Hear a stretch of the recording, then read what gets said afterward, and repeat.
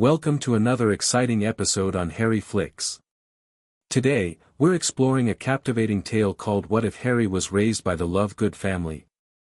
Chaotic Genius Harry. Before we begin, if you enjoy our content, please support us by liking this video and subscribing to our channel. It helps more than you know. And now, the story awaits. Chapter 1, The Boy Who Believed. Albus Dumbledore stood in the cold November air, cradling a bundle containing the most famous baby in the wizarding world. The night's events weighed heavily on him as he considered his options. The Dursleys stood as the obvious choice, Harry's only living blood relatives, but something made him hesitate. "I've been watching them all day, Albus," Professor McGonagall said. "They're the worst sort of muggles. The boy would suffer there." Dumbledore stroked his beard thoughtfully. "Perhaps you're right, Minerva. Perhaps there is another way." His mind drifted to another family, eccentric, yes, but with hearts as expansive as their imaginations. The Lovegoods have recently had a daughter. They live isolated from both Muggle and magical prejudices. They would raise Harry with love, and more importantly, with an open mind. The Lovegoods? McGonagall's eyebrows shot up. Xenophilius prints that ridiculous magazine. They believe in creatures no one's ever seen. Precisely, Dumbledore smiled. They believe in possibilities.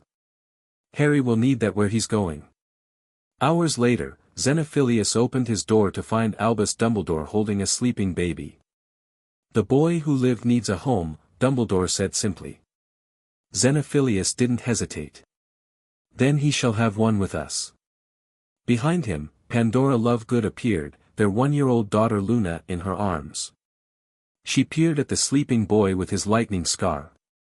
"He's full of rackspurts," she said softly. "Poor thing has been through too much. We'll help clear them away." Dumbledore handed Harry over. "I believe you will." Harry's earliest memory wasn't of magic, at least not the wand-waving kind. It was lying in a meadow behind the rook-shaped house, age 3, watching clouds with Luna while Xenophilius explained why certain formations predicted blibbering humdinger migrations. "See that wispy bit there?" Zeno pointed. "They follow those paths, Harry. Invisible to most, but they're there all the same." Harry squinted at the sky. "I don't see them." "That's because you're looking," Luna said matter-of-factly. "You have to feel them instead." Harry closed his eyes and felt the breeze on his face. I think I feel something." "Exactly." Zeno clapped his hands. "Trust your intuition, Harry. The world is full of magic most wizards never notice because they're too busy looking in the wrong places. Living with the Lovegoods meant every day brought new discoveries. While other magical children might have been taught basic spells or potion-making, 5-year-old Harry learned to detect the presence of nargles by the tingling behind his ears. He and Luna spent hours crafting protective charms from butterbeer corks and dirigible plums. "Most wizards just cast spells," Pandora explained while showing Harry how to infuse intent into a handmade amulet. "They never stop to understand why magic works. Intent, Harry, that's the real power." Their home was filled with strange artifacts, experimental potions, and research for the Quibbler. Harry grew accustomed to breakfast conversations about conspiracy theories involving the Minister of Magic and goblins, lunch debates about the healing properties of Gertrude infusions, and dinner discussions about expeditions to find Crumplehorn Snorkax. When Harry was 6, Pandora took him and Luna collecting herbs in the forest behind their home.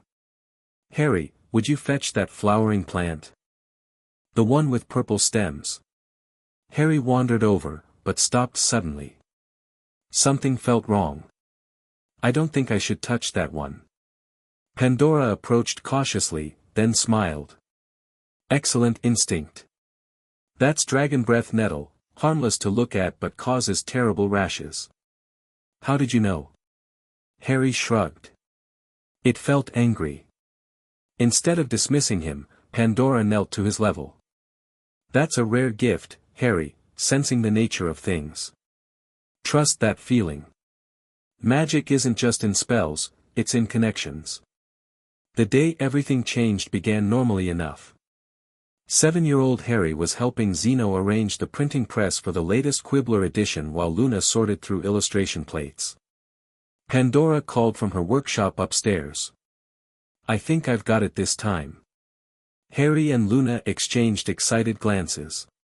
Pandora had been working on a spell to see beyond conventional reality, to actually visualize the creatures they'd only theorized about. They raced upstairs, Zeno following behind. Pandora stood in the center of her workshop, wand raised, a shimmering energy building around her. "It's working," she whispered. "I can almost see." The magic surged suddenly, violently. Harry felt something wrong, the same angry feeling as the nettle, but stronger. Without thinking, he pushed Luna back and raised his hands. What happened next would forever change how Harry understood magic. As the spell backfired toward Pandora, Harry felt energy surge through him. Not knowing what else to do, he imagined redirecting it, like changing a river's course. The wild magic bent around Pandora and dissipated into the ceiling. Silence fell. Pandora stood frozen, eyes wide. "Harry," she finally whispered. "How did you do that?" He looked at his hands, confused. "I just didn't want it to hurt you." Zeno rushed forward, embracing his wife, then Harry. "Wandless magic, at 7. And not just any magic, you reshaped a spell mid-backfire." Luna approached calmly and took Harry's hand. "I told you. You don't look for magic. You feel it." After the accident, Pandora became more careful with her experiments, but also more dedicated to understanding Harry's intuitive approach to magic. She brought home books on magical theory, not for Harry to memorize, but to give him vocabulary for what he naturally experienced. "Most wizards think magic is like a language you have to learn," Pandora explained. "But you, Harry, you're showing us it's more like breathing. The structure helps, but the ability is innate." By age 9, Harry regularly accompanied Zeno on Quibbler investigations. While most children played Exploding Snap, Harry learned to detect magical residue at supposed creature sightings. "Dad, look!" Harry called, examining a tree with strange markings near their campsite in Wales. "The bark feels different here, like it's humming." Zeno hurried over. "What do you sense?" Harry placed his palm against the bark. "Something passed through here. Something big that left a trail of happiness." Zeno's eyes lit up. "A Glumbumble migration path. They're typically invisible to the naked eye, but their emotional residue can linger for days." Harry grinned. "Can I try something?" When Zeno nodded encouragingly, Harry closed his eyes and focused on the humming sensation under his palm. Concentrating hard, he imagined the trail becoming visible. A faint blue luminescence spread from his fingers, tracing a path through the forest. It lasted only seconds before fading, but Zeno's delighted gasp was worth it. "Wandless illumination charm. But you modified it to interact with the magical residue." Zeno scribbled frantically in his notebook. "Harry, you're inventing new magic." On Harry's 10th birthday, Pandora and Zeno sat him down for a conversation about his parents and the truth about his scar. They'd never hidden that he was adopted, but now they filled in the details about Voldemort and why some in the wizarding world viewed Harry as special. "So that's why people stare when we go to Diagon Alley?" Harry asked. "Yes," Pandora replied gently. "They see you as the boy who lived. But we just see our Harry. The funny thing about surviving impossible things," Zeno added, "is people try to explain it with what they already understand. But the most significant magical discoveries have always come from embracing the unexplainable." Harry touched his scar thoughtfully. "Do you think my parents would be okay with how I do magic?" "They'd be fascinated," Pandora assured him. "Your mother was brilliant at intuitive charm work, and your father was known for creative transfiguration. You've inherited their talents but found your own path." Luna, who had been quietly listening, added, "Besides, they'd love you regardless. That's what parents do." When Harry's Hogwarts letter arrived shortly after his 11th birthday, the Lovegood celebrated with a feast of dirigible plum pudding and freshly baked bread shaped like various magical creatures. "Hogwarts won't know what hit them," Zeno laughed, raising his glass of Gertrude infusion. Harry felt both excited and nervous. "Will they think I'm strange?" "Undoubtedly," Pandora said with a smile. "But strange has always changed the world. Remember what we've taught you: question everything, trust my intuition, and keep an open mind," Harry finished. "And write for the Quibbler," Zeno added. First-hand accounts of Hogwarts from the Lovegood perspective. Luna looked sad. "I wish I could go with you."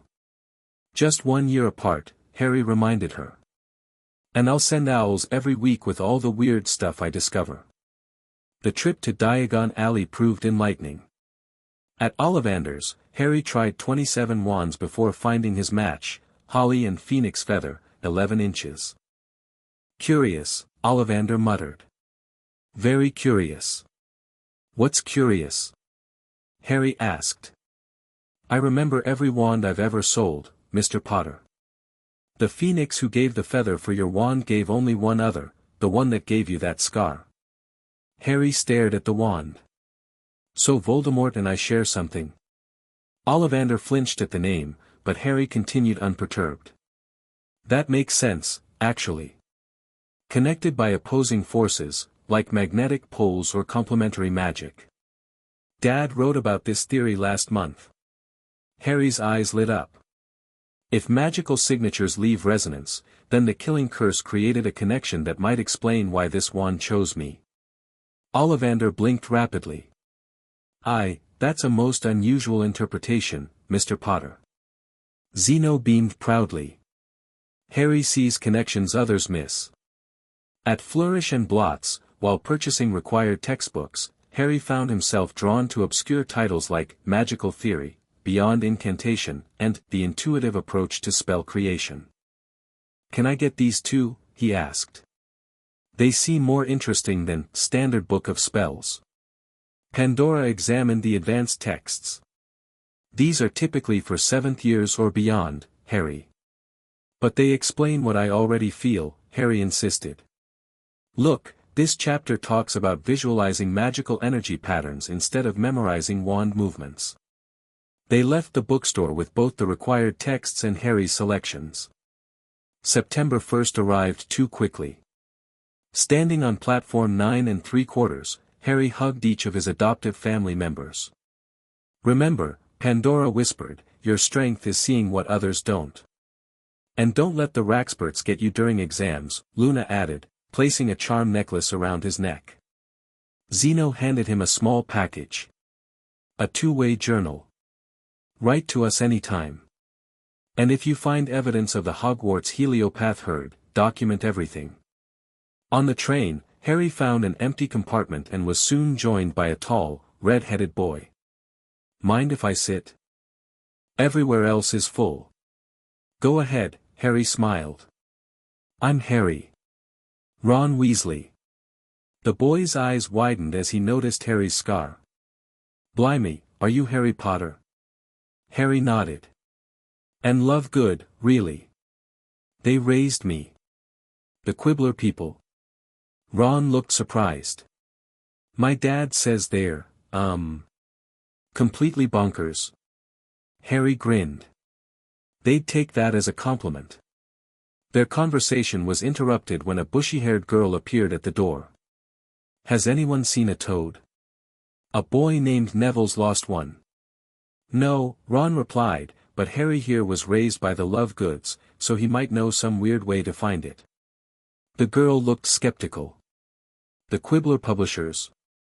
My parents got me a subscription to prepare for wizarding culture, but it seems rather fanciful." Harry considered this. Lost things have patterns. Toads especially like damp, dark places with ambient magic. He closed his eyes, focusing. "Let me try something." Harry took out his wand but didn't use it conventionally. Instead, he held it loosely between his fingers, letting it rotate slightly. "What are you doing?" the girl asked. "Feeling the magic currents in the train," Harry explained. "Living creatures leave traces, especially magical pets." After a moment, his wand twitched slightly. "Try the prefect's bathroom. Something damp that way is drawing small magical signatures." The girl looked doubtful but thanked him and left. "Mate, is that actually going to work?" Ron asked. Harry shrugged. "Probably. I've helped Luna find lost objects at home that way. It's just about feeling the connections." 10 minutes later, the girl returned with a round-faced boy clutching a toad. "It actually worked," she exclaimed. "He was exactly where you said." She sat down without invitation. "I'm Hermione Granger." "How did you do that?" "It wasn't in any of the books I've read." "I'm Neville," the boy added quietly, sitting beside her. "Thanks for finding Trevor." Harry smiled. "It's not really a spell. More like listening to what magic is already doing." "But that's not how magic works," Hermione insisted. "You need proper incantations and wand movements." "That's what all the textbooks say." "Textbooks describe the most reliable way to reproduce effects," Harry countered. "But magic itself is more fluid. My mum, Pandora, says spells are just structured shortcuts for intent." Hermione looked intrigued despite herself. "That contradicts fundamental magical theory." "Only the parts written by wizards who needed rules to understand what they were experiencing," Harry replied. "Try feeling your magic sometime instead of just directing it." Ron looked between them, bewildered. Mental. Absolutely mental. The arrival at Hogwarts brought Harry's first view of the castle, magnificent against the night sky. As they crossed the lake in small boats, Harry felt the ancient magic humming around them. "The castle's alive," he whispered to no one in particular. "Not conscious, exactly, but aware, like a coral reef." "What are you on about?" asked a pale, blonde boy from another boat. "The magic," Harry explained. "Can't you feel it? Like currents in water." The boy snorted. "Potter's lost his mind before even arriving." But Harry noticed Neville nodding slightly, his eyes wide as he tentatively reached out as if touching invisible strands in the air. In the entrance hall, ghosts floated through walls, startling the first years. While others gasped, Harry studied them with fascination. "You're not just imprints," he said to a particularly translucent monk. "You're connected to the castle's magic, like extensions of its awareness." The fat friar beamed. 500 points to whichever house gets you, young man. First new student in centuries to notice that. Professor McGonagall soon led them into the great hall for the sorting ceremony. The enchanted ceiling reflected the night sky, drawing gasps from the first years. "It's bewitched to look like the outside sky," Hermione whispered. "I read about it in Hogwarts, a history." Harry nodded. "But it's more than an illusion, it's a window. The magic doesn't create the image, it thins the barrier between inside and outside." Hermione frowned. "That's not what the book says." "Books say what people understand," Harry replied. "Not always what is." The sorting began, and Harry watched curiously as the ancient hat was placed on each student's head. When his name was called, whispers erupted throughout the hall. "Potter, did she say? The Harry Potter?" Harry approached the stool, and McGonagall placed the hat on his head. "Fascinating," a small voice said in his ear. "What an unusual mind you have, Mr. Potter. Raised by the Lovegoods, I see, that explains it. You perceive magic in its raw form, not just its applications. Where to put such a mind?" Harry thought of the houses he'd heard about. Gryffindor sounded exciting, Ravenclaw intellectual, Hufflepuff kind, and Slytherin ambitious. "I want to go where I can learn the most," Harry thought. "Not just from books, but from experience. Learning through experience, eh?" With your particular gifts, that makes you either the perfect Ravenclaw or a very unusual Gryffindor. The hat seemed to chuckle. Your birth parents were Gryffindors, but your mind works like the most creative Ravenclaw. Your courage isn't in facing danger, it's in challenging assumptions. Better be Ravenclaw. The last word was shouted to the hall. The Ravenclaw table erupted in cheers as Harry made his way over. He caught Hermione's approving nod from the Gryffindor table where she'd been sorted earlier. Ron looked disappointed from the same table. An older student with a prefect badge shook his hand. Penelope Clearwater. Welcome to Ravenclaw, Harry. We've never had a celebrity before. I'm not really a celebrity, Harry said. I just survived something impossible, and no one knows why. Which makes you the perfect Ravenclaw research project, another student joked. Harry smiled. I'd rather be the researcher than the subject. After the feast, the Ravenclaw prefects led the first years to their tower. Unlike other houses with passwords, Ravenclaw Tower featured a bronze knocker in the shape of an eagle that posed riddles.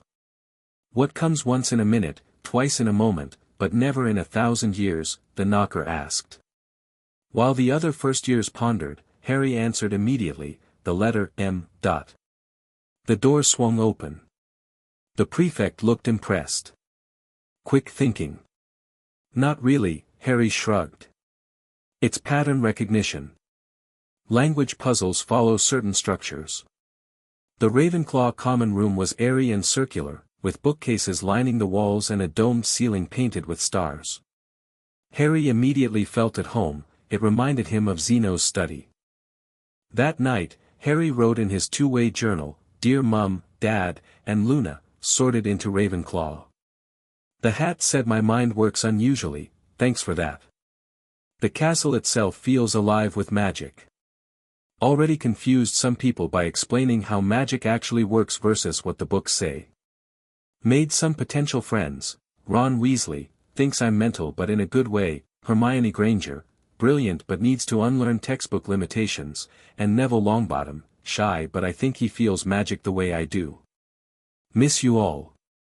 We'll investigate Hogwarts heliopaths tomorrow. Love, Harry. The response appeared minutes later in Luna's handwriting. Dear Harry, Dad says Ravenclaw is perfect, you'll revolutionize their thinking. Mum says trust your instincts even when professors disagree. I say watch for nargles in the mistletoe during Christmas. The house feels empty without you. I've taken over feeding the garden gnomes. They asked about you. Write again tomorrow.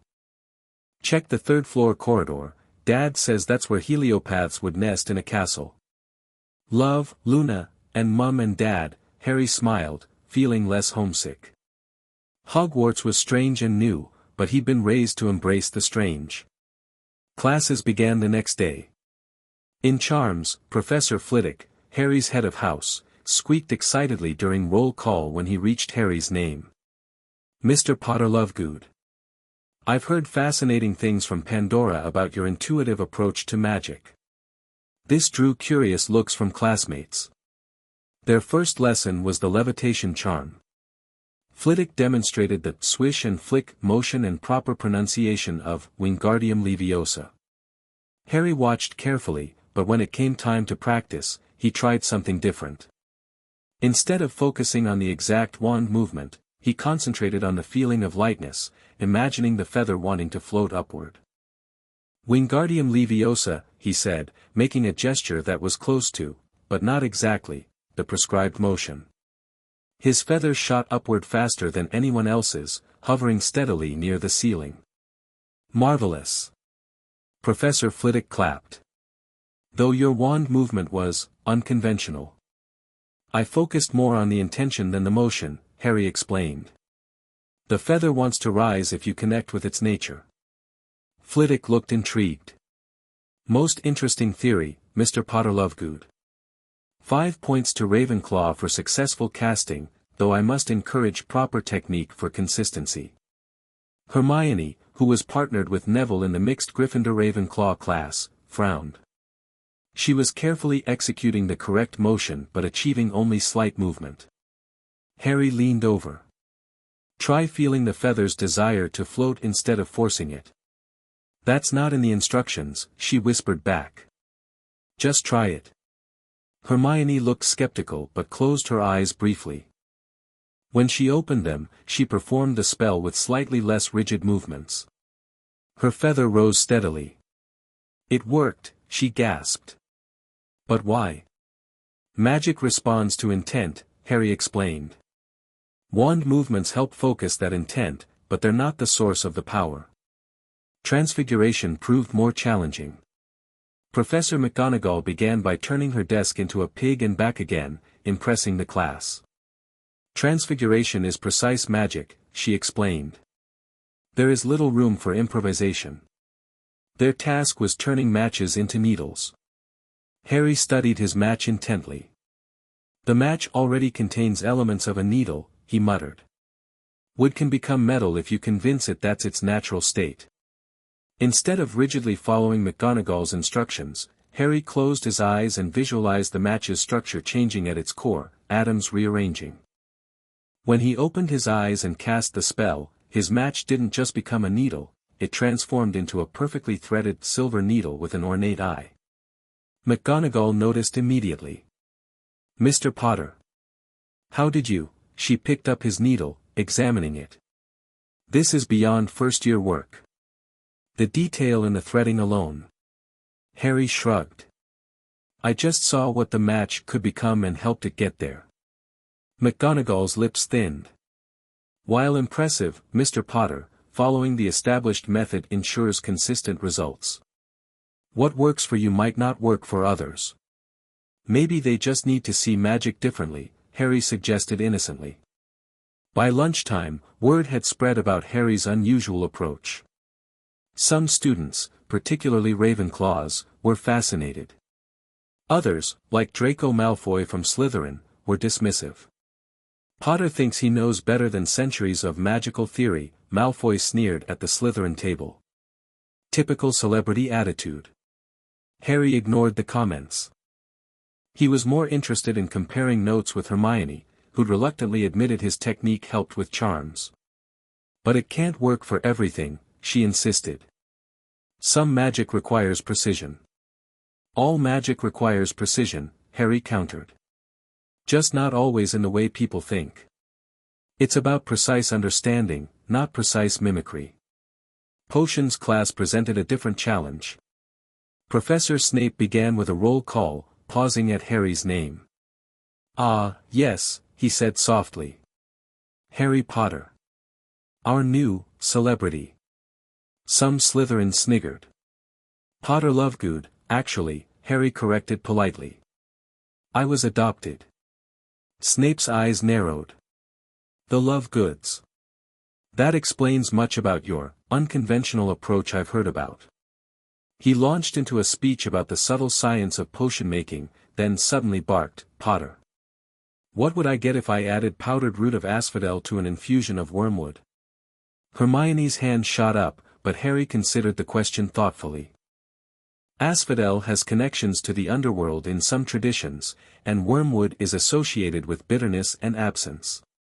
Combined in the right proportions, they'd create a powerful sleeping potion, the Draught of Living Death, I think it's called. Snape's expression flickered with something unreadable. Correct. And where would you look if I told you to find a bezoar? A goat's stomach, Harry answered. Though you can also find them in certain mountain goats that eat particular herbs containing trace magical elements, which makes them more effective for complex poisonings. Snape raised an eyebrow. The standard answer would suffice. What is the difference between monkshood and wolfsbane? Harry smiled. Nothing. They're the same plant, also called aconite. Though the wild-growing variety found in magical forests sometimes develops properties that make it particularly effective against transformative curses, not just poisons. Snape stared at Harry for a long moment. Interesting.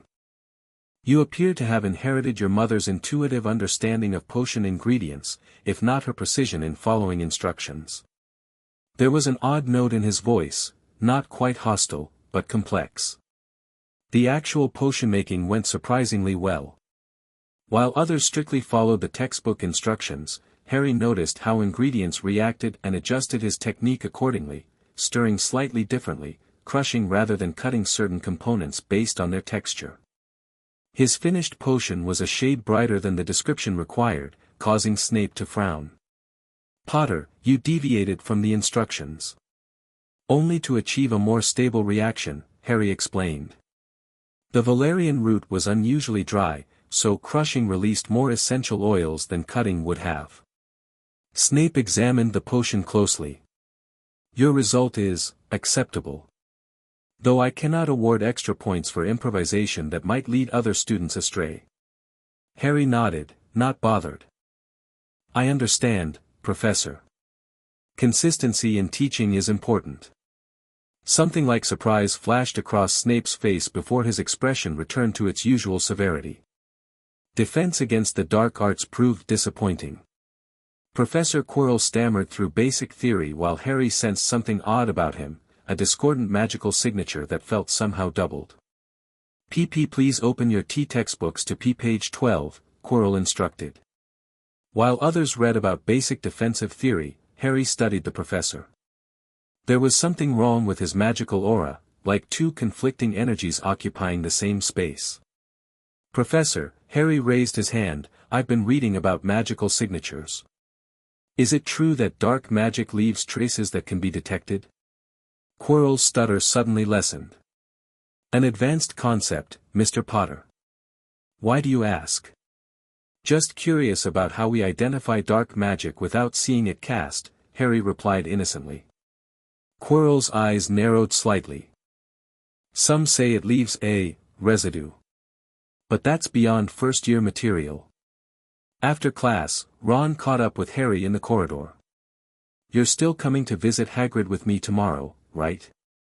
He invited me for tea and said to bring you along." Harry nodded. "Definitely. Dad says Hagrid knows more about magical creatures than anyone." The following afternoon, Harry and Ron made their way to Hagrid's hut at the edge of the Forbidden Forest. The groundskeeper welcomed them warmly, though his boarhound Fong immediately took a special interest in Harry, sniffing him curiously. "He can probably smell the snorkack repellent Dad makes," Harry explained, petting the dog. "We use it on expeditions." Hagrid looked amused. "Snorkack repellent, eh? Your dad's still chasing those, is he?" "They're just elusive," Harry defended. "Like many magical creatures who've developed camouflage to avoid wizard detection." Hagrid's eyes twinkled. "Yeah, sound just like your dad. How are Zeno and Pandora?" "Haven't seen them since they came round collectin' thestral hair samples." As they chatted over rock cakes, which Harry tactfully avoided after the first bite, Harry noticed a newspaper clipping about a Gringotts break-in. Reading it upside down, he saw it had occurred on his birthday, the same day Hagrid had apparently visited the bank on Dumbledore's behalf. "Was this the day you were at Gringotts?" Harry asked, pointing to the clipping. Hagrid looked uncomfortable. "Might have been. Don't ask me about that, Harry. Hogwarts business. Very secret."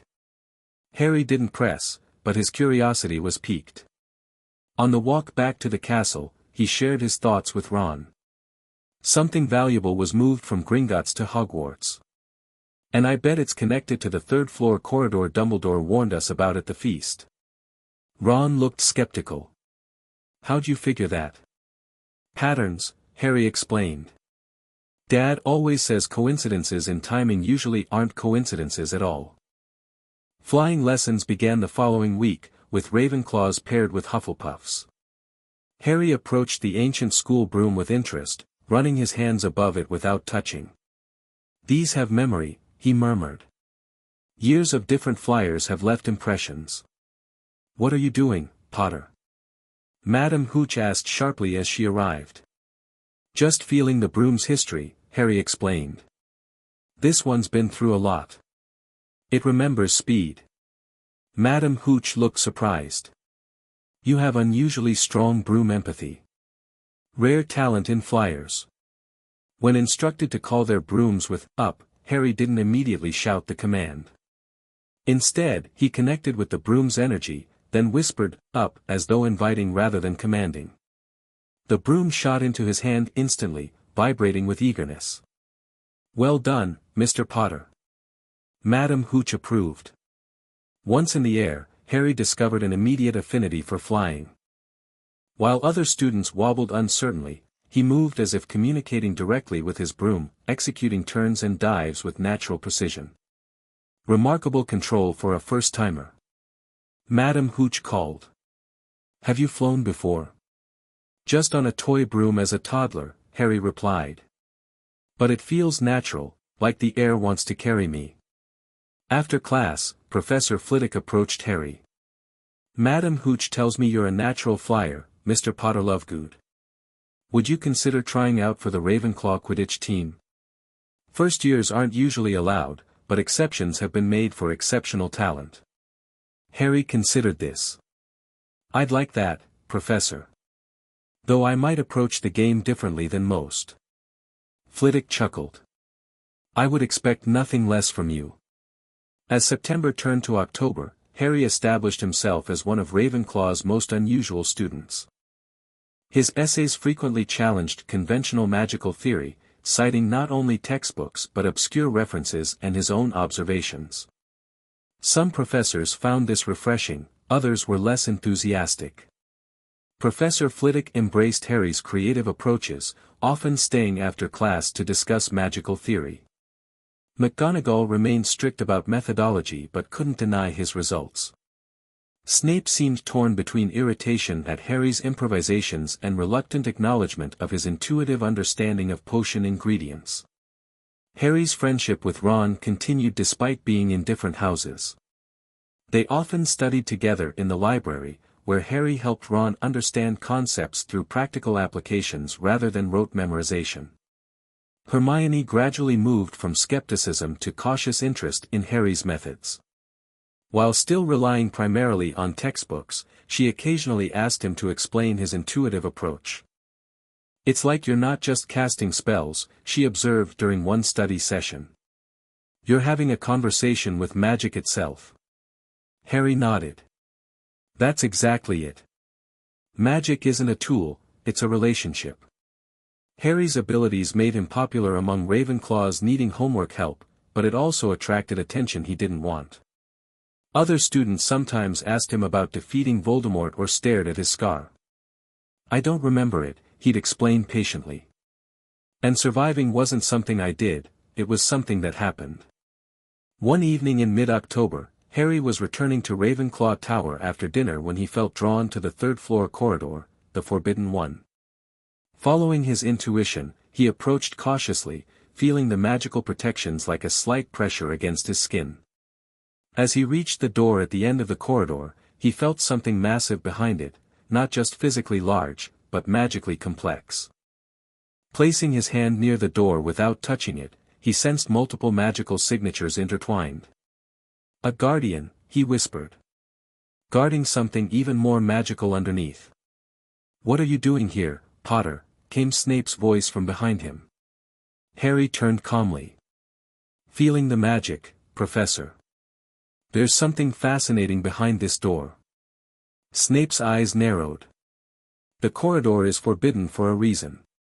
5 points from Ravenclaw for your disregard for rules." "I didn't go in," Harry pointed out. "I was just sensing what's there." "Your sensitivity to magic does not exempt you from regulations," Snape replied coldly. "Return to your dormitory immediately."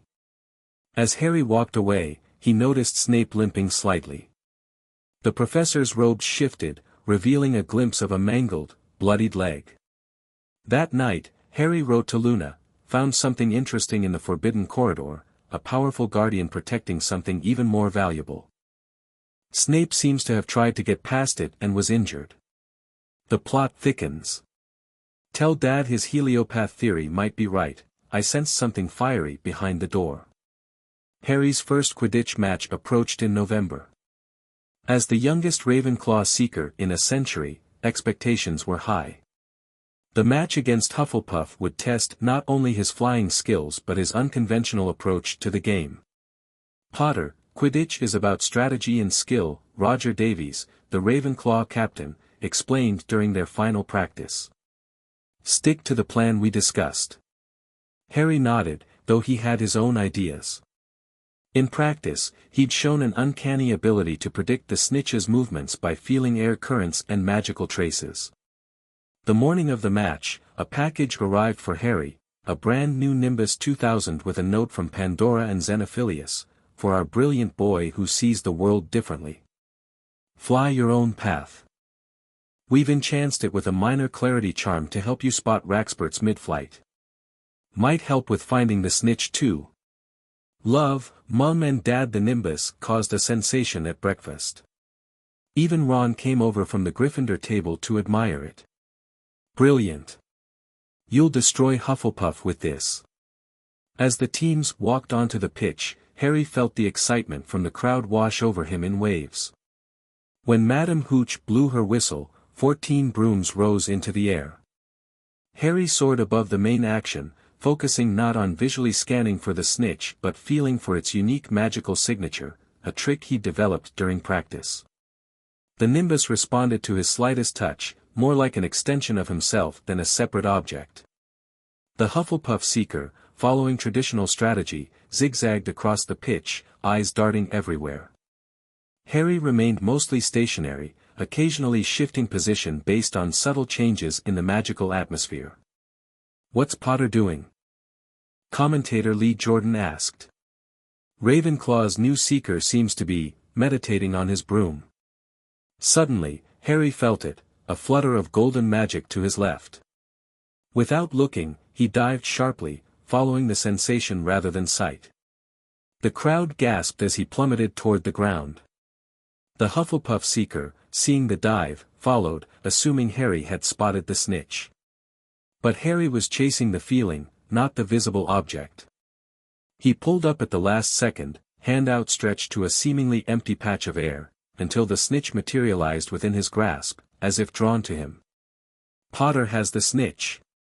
Ravenclaw wins 180-30. But did anyone actually see it before he caught it? Most unusual capture I've ever seen. Landing to the cheers of his teammates, Harry was surrounded by bewildered but ecstatic Ravenclaws. How did you know it was there? Davies demanded. I didn't even see it. Harry shrugged. The Snitch leaves a trail in the air. I just followed it. From the stands, Hermione and Ron pushed through to congratulate him. That was brilliant. Ron exclaimed. Mental, but brilliant. Hermione looked thoughtful. You weren't following visual cues at all, were you? You were tracking its magical signature somehow. Harry nodded.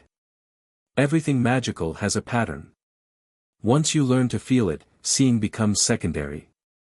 As they walked back to the castle, Harry noticed Professor Quirrell watching him with an intensity that seemed at odds with his usual nervous demeanor. The discordant feeling Harry had sensed around him seemed stronger than ever. That night, Harry dreamed of flying, not on a broom, but through pure magical currents, with Hogwarts below him pulsing with ancient power. In the dream, he could see magic itself as colorful streams connecting everything in the castle. He awoke with a revelation and wrote it down immediately. Magic isn't just a force to be channeled, it's a network connecting everything. Hogwarts isn't just built with magic, it's a nexus point where magical lines converge. That's why certain objects need to be protected here, the magical concentration amplifies their power. As Christmas approached, Harry received an invitation from the Weasleys to join them for the holiday, along with an insistent letter from Xenophilius and Pandora about an expedition to Sweden in search of Crumplehorn Snorkax. After consideration, Harry decided to remain at Hogwarts. I want to explore the castle while it's quiet, he explained to Ron. The magical signatures are clearer with fewer students around. Mental as always, Ron laughed. But right if you find anything cool. With most students gone, Harry had the Ravenclaw common room largely to himself. He spent hours in the library researching Nicholas Flamel, a name he'd overheard Hagrid accidentally mention in connection with the third-floor corridor. On Christmas morning, Harry awoke to a small pile of presents. From the Lovegoods came an experimental detector of invisible magical creatures, handcrafted by Xenophilius. Ron's mother sent homemade fudge and a hand-knitted sweater. Hermione had given him a book on advanced magical theory. The final package contained something fluid and silvery. As Harry lifted it, it slithered to the floor like water, gleaming in the firelight. A note fell out, "Your father left this in my possession before he died. It is time it was returned to you. Use it well." It wasn't signed. Harry examined the silvery cloth. An invisibility cloak, he whispered, recognizing it from descriptions in magical creature tracking guides his father had shown him. That night, Harry decided to test the cloak. Wrapped in invisibility, he wandered the castle corridors, feeling the magic shift and change around him. The cloak itself had a fascinating magical signature, old and powerful, different from ordinary invisibility enchantments. His explorations led him to an unused classroom containing nothing but an ornate mirror. Inscribed across the top were the words, "Erist stra eru oit ube kafru oit onwosi." "I show not your face but your heart's desire," Harry read backward, immediately recognizing the pattern. Curious, he stepped before the mirror and gasped. Reflected beside him stood not only his adoptive family, Xenophilius, Pandora, and Luna, but also a man and woman he recognized from photographs, his birth parents, Lily and James Potter. The reflection showed all five of them together, as if both families had merged. They smiled and waved at him, and Harry felt a complex mix of emotions, joy, longing, and a strange sense of completion. "They would have liked each other," came Dumbledore's voice from behind him. Harry turned to see the headmaster watching him kindly. "Professor. I was just exploring the castle's secrets. Much like your mother Lily once did." Dumbledore approached. "And your adoptive parents have certainly nurtured that curiosity." Harry looked back at the mirror. "The Lovegoods gave me a home and family. But sometimes I wonder about the parents I never knew. The Potters would be proud of you, Harry. Perhaps not only for your magical abilities, remarkable as they are, but for your open heart and mind." Dumbledore studied the mirror thoughtfully. "Do you know what this mirror shows us?" "Our deepest desires," Harry replied. "I see both my families together, the one I lost and the one that found me." Dumbledore nodded approvingly. "A most revealing desire. Not power or glory, but connection and belonging." He sighed. "The mirror of Erist will be moved tomorrow, Harry.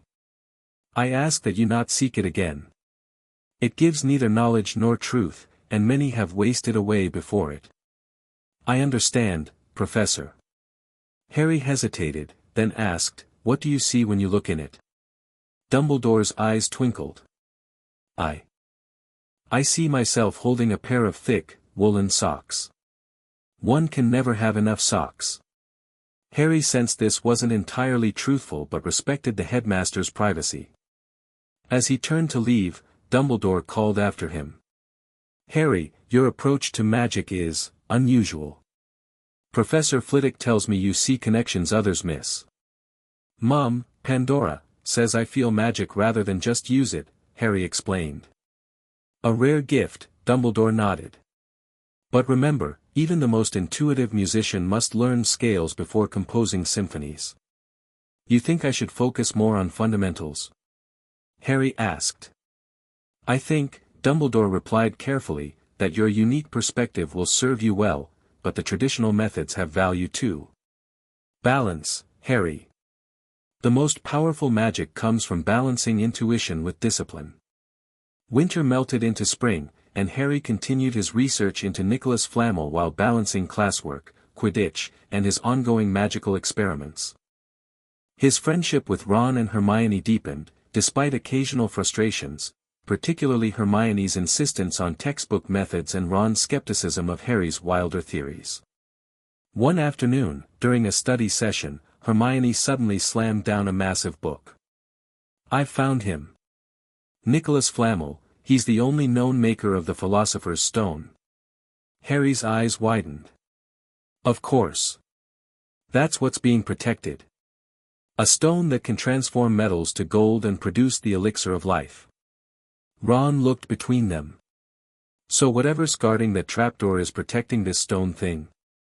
Which explains why someone tried to steal it from Gringotts, Harry nodded. The question is who? After much debate, they settled on Snape as the likely culprit, given his suspicious behavior and injured leg. However, Harry remained uncertain. His magical signature doesn't feel malevolent, he explained. Complex and guarded, yes, but not dark in the way you'd expect. You can't just feel whether someone's evil, Harry, Hermione argued. Actually, you can, Harry countered. Magic reflects intention. But someone else at Hogwarts has a much stranger magical presence. Who? Ron asked. Quirrell. His magic feels doubled. Like two different signatures occupying the same space. Hermione rolled her eyes. Just because he's nervous doesn't mean he's after the stone. It's not nervousness I'm sensing, Harry insisted. It's something else. Their discussion was interrupted by the arrival of Hagrid, who was suspiciously checking out a book on dragons. When questioned, he invited them to his hut that evening, swearing them to secrecy.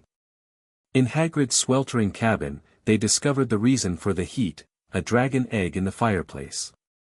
Hagrid had won it in a card game and was planning to raise the dragon. Hagrid, you live in a wooden house, Hermione pointed out reasonably. But Harry was more interested in something else. Who did you win it from? Dunno. Kept his hood up, Hagrid replied. Asked about creatures I'd handled before. Told him after Fluffy, a dragon would be easy. Fluffy? Ron asked. The three-headed dog guarding the trapdoor, Hagrid explained, then immediately looked horrified at his slip. Someone was fishing for information about the stone's protections, Harry realized.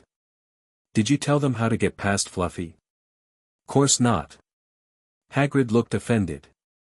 Well, I mentioned he falls asleep with music, but, Harry, Ron, and Hermione exchanged alarmed glances. Their suspicions were confirmed, someone was actively trying to steal the stone, and now they knew how to get past the first guardian. The dragon situation grew more complicated when the egg hatched into a Norwegian ridgeback that Hagrid named Norbert. Eventually, they arranged for Ron's brother Charlie to take the dragon to a reserve in Romania, but not before Ron ended up in the hospital wing with a nasty bite. During one of their visits to Ron, they overheard Malfoy telling his friends he knew about the dragon. Realizing they needed to act quickly, Harry and Hermione used the invisibility cloak to transport Norbert to the tallest astronomy tower, where Charlie's friends collected him. Unfortunately, in their relief at successfully removing the dragon, they forgot the invisibility cloak and were caught by Filch on their way back. Professor McGonagall was furious, taking 50 points from both Gryffindor and Ravenclaw and assigning detention. I'm disappointed in both of you, she said severely. Especially you, Miss Granger. And you, Mr. Potter, your parents would be ashamed. Harry accepted the punishment stoically, but felt a pang at the mention of his parents. Which parents did she mean? Would James and Lily have been ashamed? Would Xenophilius and Pandora? The detention took place in the Forbidden Forest with Hagrid, who needed help finding an injured unicorn. Harry, Hermione, and Neville, who had also been caught out of bed trying to warn them about Malfoy, were joined by Malfoy himself. Hagrid split them into groups, Harry and Malfoy with Fawkes, while Hermione and Neville stayed with him. They followed a trail of silvery unicorn blood deeper into the forest. Wait, Harry whispered suddenly, feeling a disturbing magical presence ahead. Something's wrong. The magic here is wounded. Don't be ridiculous, Malfoy scoffed, but his voice trembled. They moved forward cautiously until they found the unicorn lying dead in a clearing. A hooded figure was bent over it, drinking its blood. Malfoy screamed and fled with Fawkes, but Harry remained frozen, his scars suddenly burning with intense pain. The cloaked figure raised its head and moved toward Harry, who felt waves of dark, fractured magic emanating from it, similar to the discordant feeling he sensed around Quirrell, but stronger, more concentrated. Before the figure could reach him, a centaur named Firenze leaped into the clearing and drove it away. Once they were alone, Firenze explained the significance of what Harry had witnessed. Only one desperate for life but fearing death would commit such a crime. Drinking unicorn blood keeps you alive but curses your existence. Can you think of no one who might desire such a fate? Voldemort, Harry whispered, the pieces connecting in his mind. He's trying to use the stone to restore himself fully. Firenze nodded gravely. And if he succeeds, he will return to power. Back at the castle, Harry rushed to find Ron and Hermione, explaining his realization. It's not Snape, it's Quirrell. He's been possessed by Voldemort somehow. That's why his magical signature feels doubled. Though skeptical, his friends agreed they needed to act. Harry wrote to Dumbledore immediately, but learned the headmaster had been called to the Ministry of Magic. This is too convenient, Harry said. With Dumbledore gone, there's nothing stopping him from making his move tonight. That evening, Harry, Ron, and Hermione prepared to go after the stone themselves. To Harry's surprise, Neville confronted them in the corridor. I won't let you get Gryffindor in more trouble, he said, attempting to block their way. Hermione apologized before casting a full body bind curse on him, while Harry looked thoughtful. You know, Neville, I think you might be a more powerful wizard than you realize. I can sense your magical potential, it's just waiting to be properly channeled. They made their way to the third-floor corridor, where Fluffy was already asleep thanks to an enchanted harp playing nearby. Confirming Harry's suspicion that someone had already passed through, they quickly entered the trapdoor. Landing on a devil's snare, Hermione's knowledge of herbology saved them, though Harry's unusual approach also helped. Plants respond to intent and emotion, he explained, relaxing completely. If you accept rather than resist, they respond differently. The next challenge involved flying keys. Harry's seeker skills and broom empathy allowed him to quickly capture the right key. Following that came a giant wizard's chess set, where Ron's strategic brilliance guided them through, though he was knocked unconscious in the process. Hermione stayed with Ron while Harry continued alone, passing through a room with an unconscious troll and entering a chamber with 7 differently shaped bottles standing on a table. As he crossed the threshold, purple and black flames sprang up, blocking both exits. Harry examined a parchment with a logic puzzle that would identify which potion would allow him to proceed. While Hermione would have methodically solved it, Harry closed his eyes and felt the magical signatures of each bottle. Intent reveals truth, he murmured, sensing which potion contained the magic designed to pass through the flames. Drinking the smallest bottle, Harry stepped through the black flames and found himself facing not Snape, but Professor Quirrell, standing before the mirror of Eriste. I knew it was you, Harry said calmly. Quirrell turned, smiling coldly without a trace of his usual stutter. Yes, Potter. Not poor, stuttering Professor Quirrell after all. And you're not alone, Harry continued. I've been sensing 2 magical signatures from you all year. He's with you, isn't he? Voldemort. Quirrell's face contorted with anger. You are perceptive.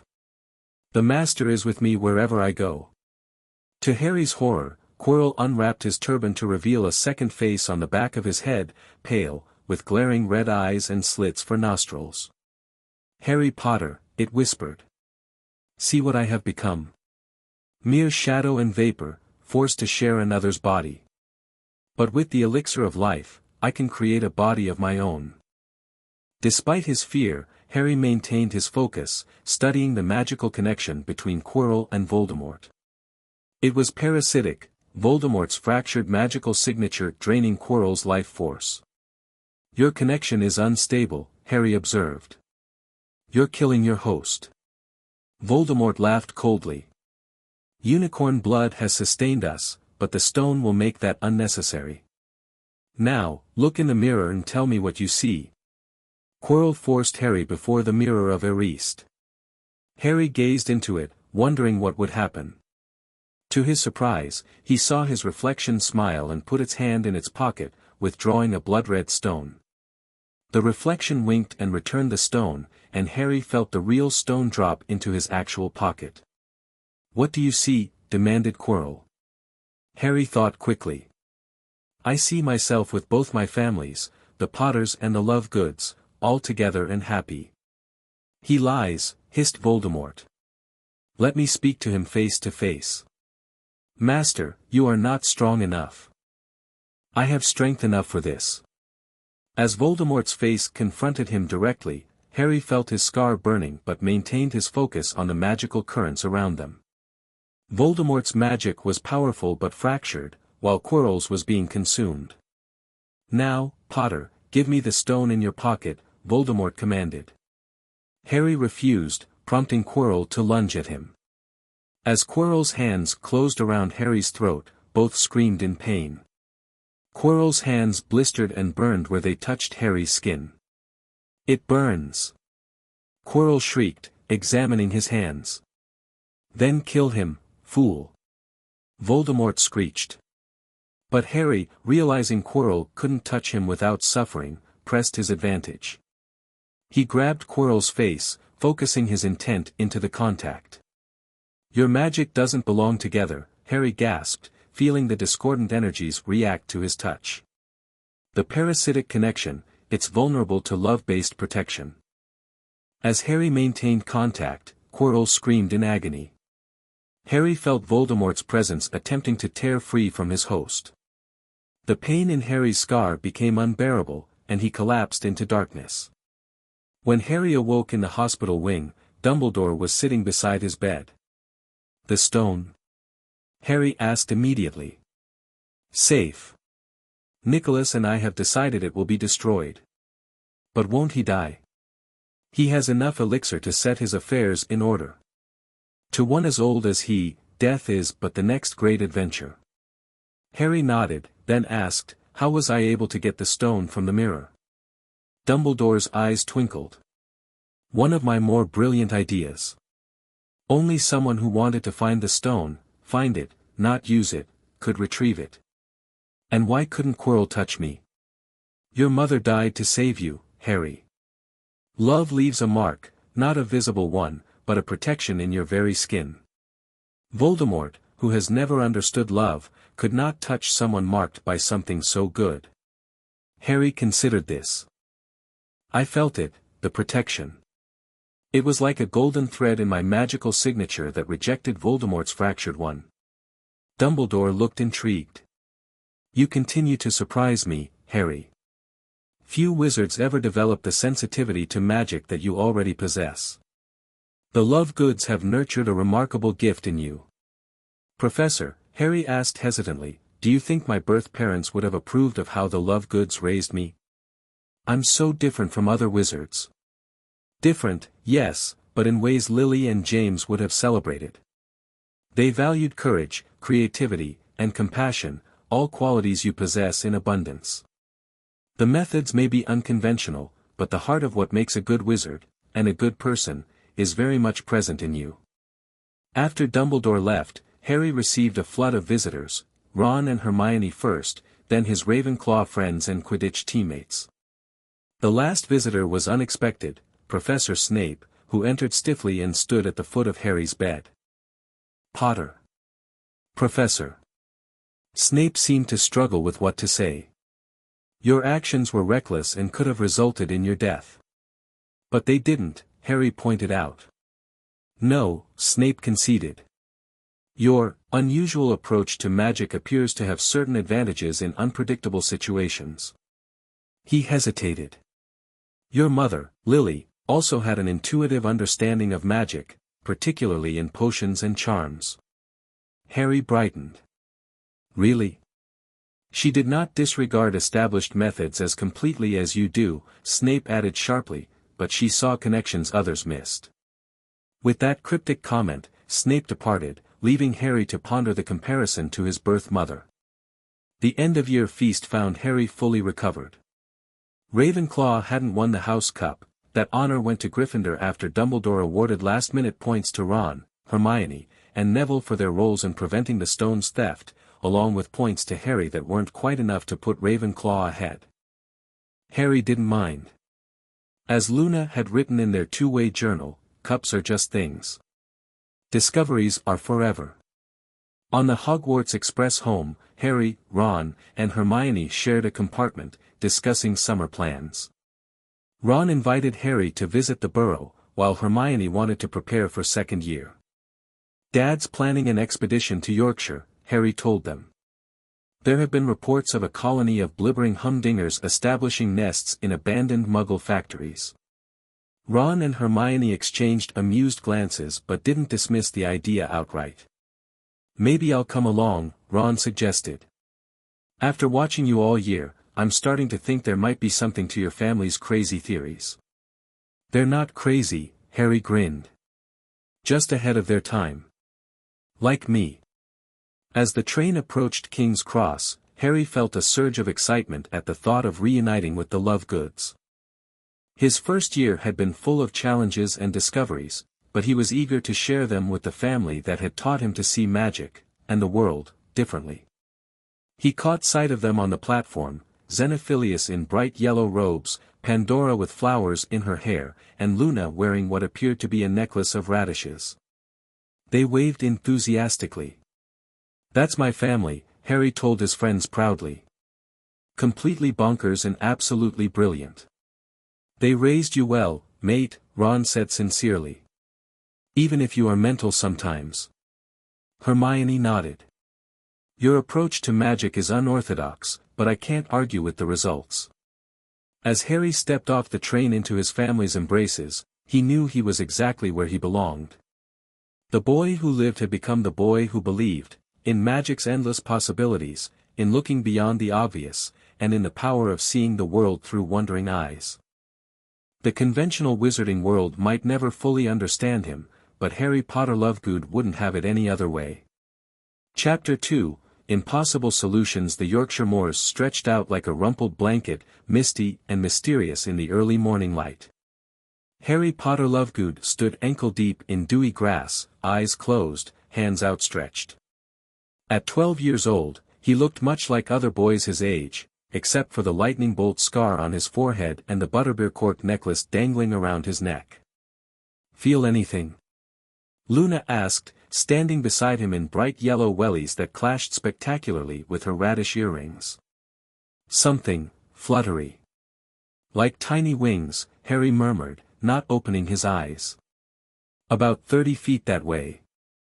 Xenophilius scribbled frantically in his notebook. "Humdingers often leave vibration signatures similar to winged movement." "Brilliant observation, Harry." The summer after Harry's first year at Hogwarts had been filled with expeditions like this one. The Lovegoods' approach to holidays didn't involve beaches or tourist attractions, it meant chasing magical creatures most wizards dismissed as imaginary and testing experimental detection methods. Harry loved every minute of it. "There." Harry suddenly pointed toward a clump of gorse bushes. The magical signature just spiked. Pandora approached carefully, wand drawn. "Revelico Presentia," she whispered. A soft shimmer appeared in the air above the bushes, not quite visible, more like a heat haze. Xenophilius nearly knocked Luna over in his excitement. "It's them. A blibbering humdinger swarm. First documented sighting in 17 years. He frantically adjusted a strange brass instrument with multiple rotating lenses. "Harry, how did you pinpoint them so accurately?" Harry shrugged. "They leave these little ripples in the magical field. Like pebbles dropped in water. I just followed the pattern."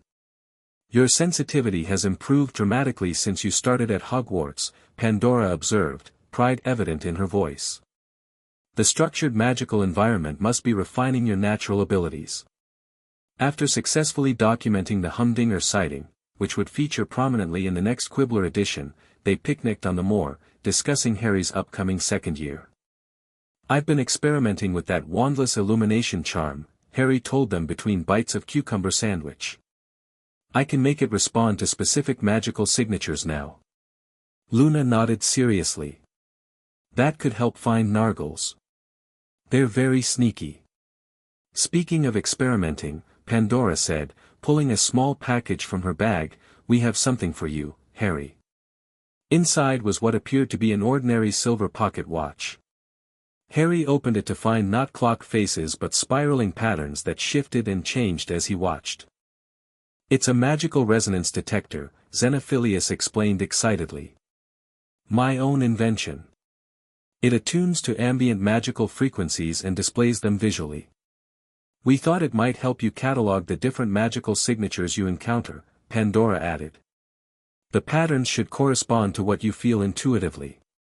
Harry stared at the swirling patterns, mesmerized. It's brilliant.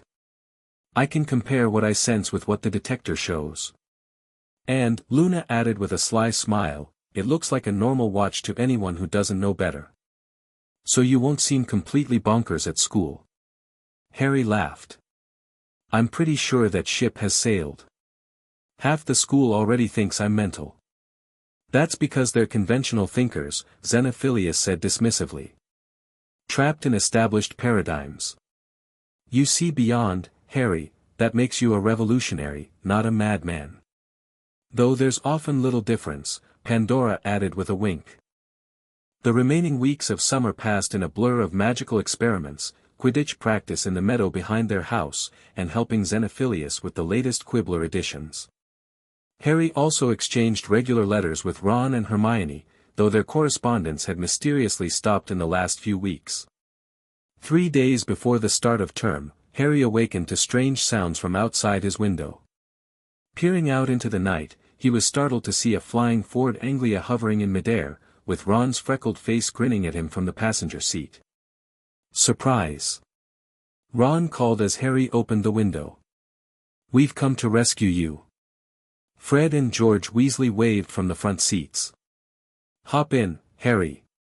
We're breaking you out. Harry blinked in confusion. Breaking me out? From what? The Weasley brothers exchanged puzzled glances. From here. Ron said uncertainly. Haven't you been getting our letters? No, but I thought you might be busy. Why would I need rescuing from my own home? Fred leaned out the window. We thought something was wrong when you didn't answer our letters. Ron was worried the Lovegoods were, keeping you prisoner or something, George finished. Being weird. Harry laughed. They're definitely weird, but in the best possible way. I haven't gotten any letters though, that is strange. Just then, Luna appeared at Harry's bedroom door in her nightgown, utterly unsurprised by the floating car outside. Oh, hello Weasleys. Are you kidnapping Harry? Can I come too? After explaining to a disappointed Luna that she couldn't join their adventure to the burrow, Harry packed his trunk.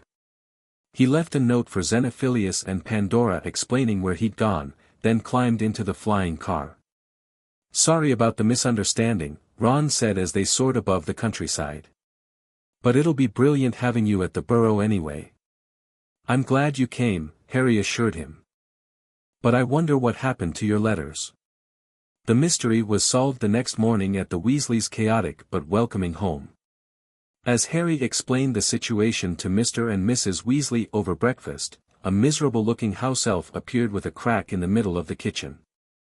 Harry Potter must not return to Hogwarts, the creature wailed before confessing to intercepting Harry's mail in an attempt to make him think his friends had abandoned him. I'm Dobby, sir, the house elf explained, wringing his ears anxiously. Dobby has come to protect Harry Potter. Terrible things will happen at Hogwarts this year.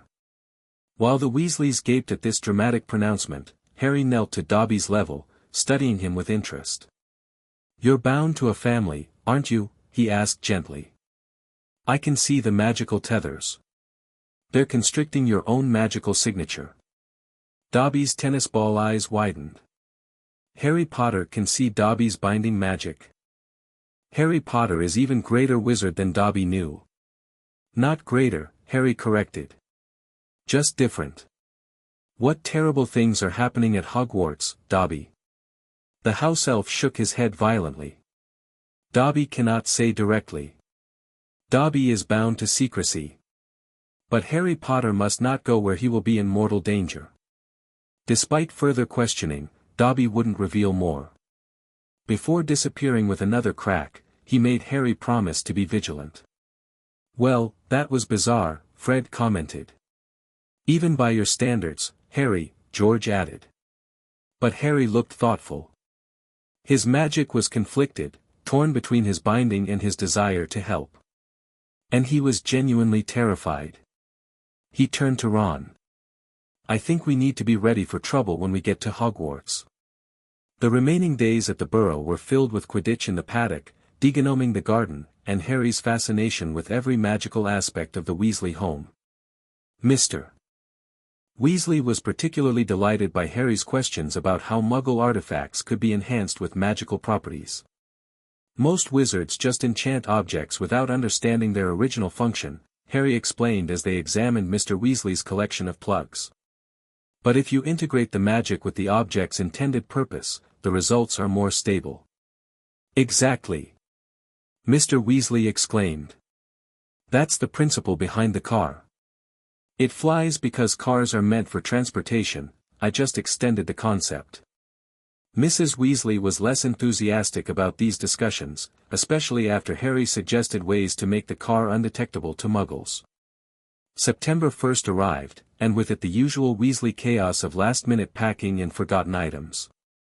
They reached King's Cross with barely minutes to spare. Percy, Fred, George, and Mr. and Mrs. Weasley hurried through the barrier to platform 9 3/4, leaving Harry and Ron to follow. Something's wrong, Harry said suddenly as they approached the barrier. The magic feels solid. Ron looked skeptical. It's always solid, mate. It's a wall. No, I mean the portal magic. It should feel permeable, but it doesn't. Harry reached out, feeling the energy around the barrier. Someone sealed it. Sure enough, when they tried to pass through, their trolleys crashed into solid brick. After several failed attempts and with the clock striking 11, they realized they'd missed the train. What now? Ron groaned. We're stuck. Harry considered their options. We need to contact Hogwarts. Is there an owl post nearby? Or, Ron said slowly, a mischievous grin spreading across his face, we could take the car. Harry hesitated only briefly before matching Ron's grin. That's completely mental. Let's do it. Soon they were soaring above London in the enchanted Ford Anglia, the Hogwarts Express a scarlet snake far below them. Harry pulled out his new magical resonance detector, watching the patterns shift as they flew. I think I can use this to track the train, he told Ron. The Hogwarts Express has a unique magical signature, hundreds of young wizards in one place creates a distinctive pattern. Ron glanced over. That thing just looks like swirly nonsense to me. It's like reading a map of magic, Harry explained. See how it pulses? That's the direction we need to go. Following Harry's directions, they managed to stay on course even when clouds obscured the train below. The journey was going smoothly until sunset approached and the car began to shudder and lose altitude. I think the enchantment is wearing thin, Harry observed, studying the car's faltering magical signature. The spell matrix is destabilizing. In English, Harry. It's running out of magic. We need to land soon. As darkness fell, they finally spotted Hogwarts in the distance, its windows gleaming like stars. The car gave one final splutter as they descended rapidly toward the school grounds. Brace yourself. Harry yelled as they crash-landed on the lawn. The impact sent them lurching forward, and Ron's wand snapped against the dashboard with a sickening crack. The car, apparently having had enough of wizards, ejected them and their luggage before driving itself into the forbidden forest. Dad's going to kill me, Ron moaned, examining his broken wand. Mum will resurrect me, then kill me again. Harry patted his shoulder sympathetically. We'll figure something out.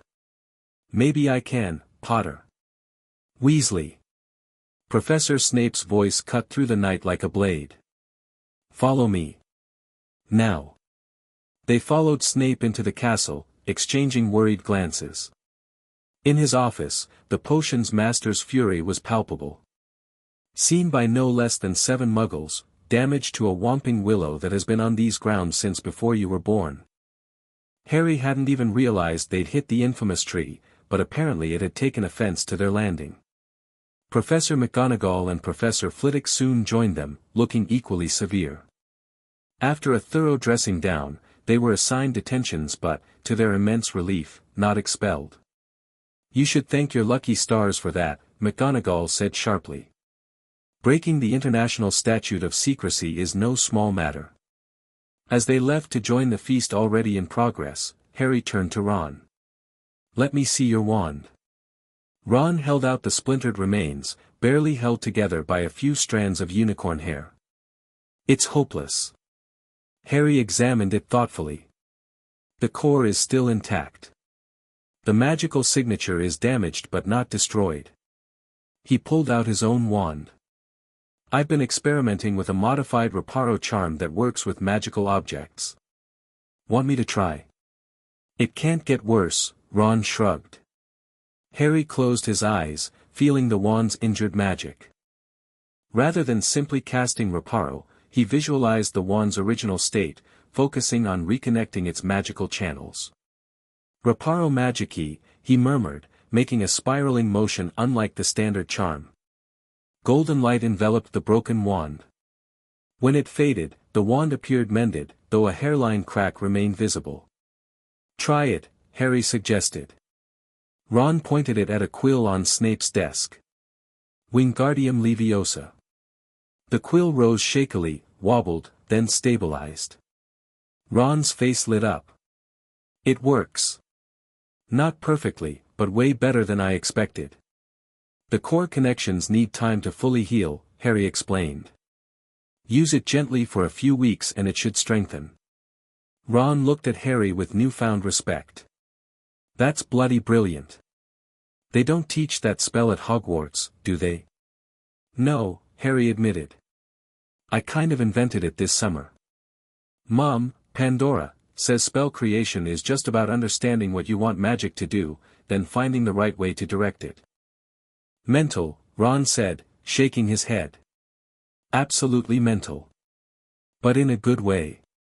Classes began the next morning. In herbology, Professor Sprout introduced them to mandrakes, baby ones whose cries weren't yet fatal but could knock a person unconscious for several hours. While other students handled the ugly little plants with trepidation, Harry studied them with fascination, noting how their magical signatures pulsed with something like a heartbeat. They're sentient, he remarked to Neville, who was working beside him. Not like humans, but they have awareness. Neville, who had a natural affinity for plants, nodded. Gran says some herbologists believe plants feel more than most wizards realize. Your grandmother's right, Harry said.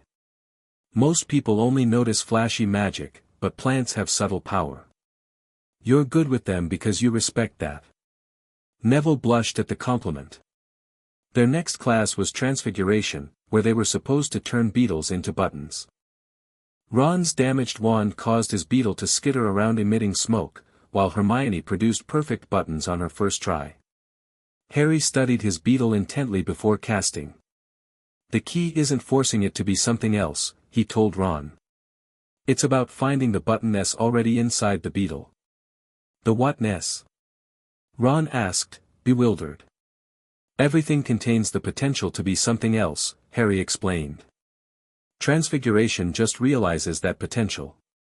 When Harry cast his spell, his beetle transformed into not just a button, but one with an iridescent sheen that preserved the beauty of the beetle's shell. Mr. Potter, Professor McGonagall said, examining his work, while aesthetically pleasing, the goal was a standard button. But this maintains the essence of the original creature, Harry pointed out. Doesn't that make the transfiguration more stable? McGonagall's lips thinned. Theoretically, yes, but standard transfiguration deliberately overrides the original form's essence. Which is why most transfigurations are temporary, Harry suggested. If we worked with the object's nature instead of against it, an interesting theory for advanced study, McGonagall cut him off. But for now, please follow the standard method. Defense against the dark arts had a new professor, Gilderoy Lockhart, a flamboyantly dressed wizard with gleaming teeth and an impressive collection of books detailing his heroic exploits. Harry disliked him immediately, not because of his pompous manner, but because of what Harry sensed when Lockhart swept into the classroom. His magical signature doesn't match his stories, Harry whispered to Ron. It's too shallow. What does that even mean? Ron whispered back. Before Harry could explain, Lockhart announced a pop quiz about himself, featuring questions like, what is Gilderoy Lockhart's favorite color? And, what is Gilderoy Lockhart's secret ambition? While most students struggled through the ridiculous test, Harry turned his paper over and wrote a single question. Professor Lockhart, how did you maintain spell control during the Wagga Wagga werewolf incident when lunar magic typically interferes with memory charms? When Lockhart collected the papers, his smile faltered momentarily at Harry's question. Ah, Mr. Potter, asking the advanced questions already. We'll discuss such technical details later in the term. The lesson devolved into chaos when Lockhart released a cage of Cornish pixies, then fled when they began wreaking havoc. Harry, rather than panicking like most students, closed his eyes and sensed the pixies' frenetic magical energy. They're responding to our fear, he realized. It's exciting them. While Hermione tried the standard freezing charm with limited success, Harry tried a different approach. He focused on projecting a sense of calm, then raised his wand. Somnus levis, he murmured, sending out waves of gentle drowsiness.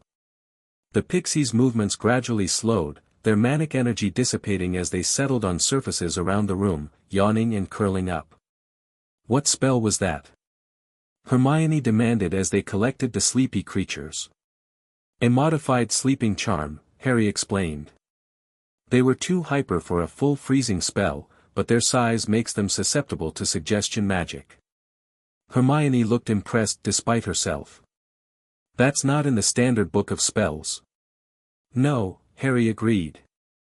But pixies have distinct magical signatures. Once you understand that, the solution becomes obvious. As September progressed, Harry settled back into Hogwarts life. Quidditch practice began, with Oliver Wood driving the Gryffindor team harder than ever.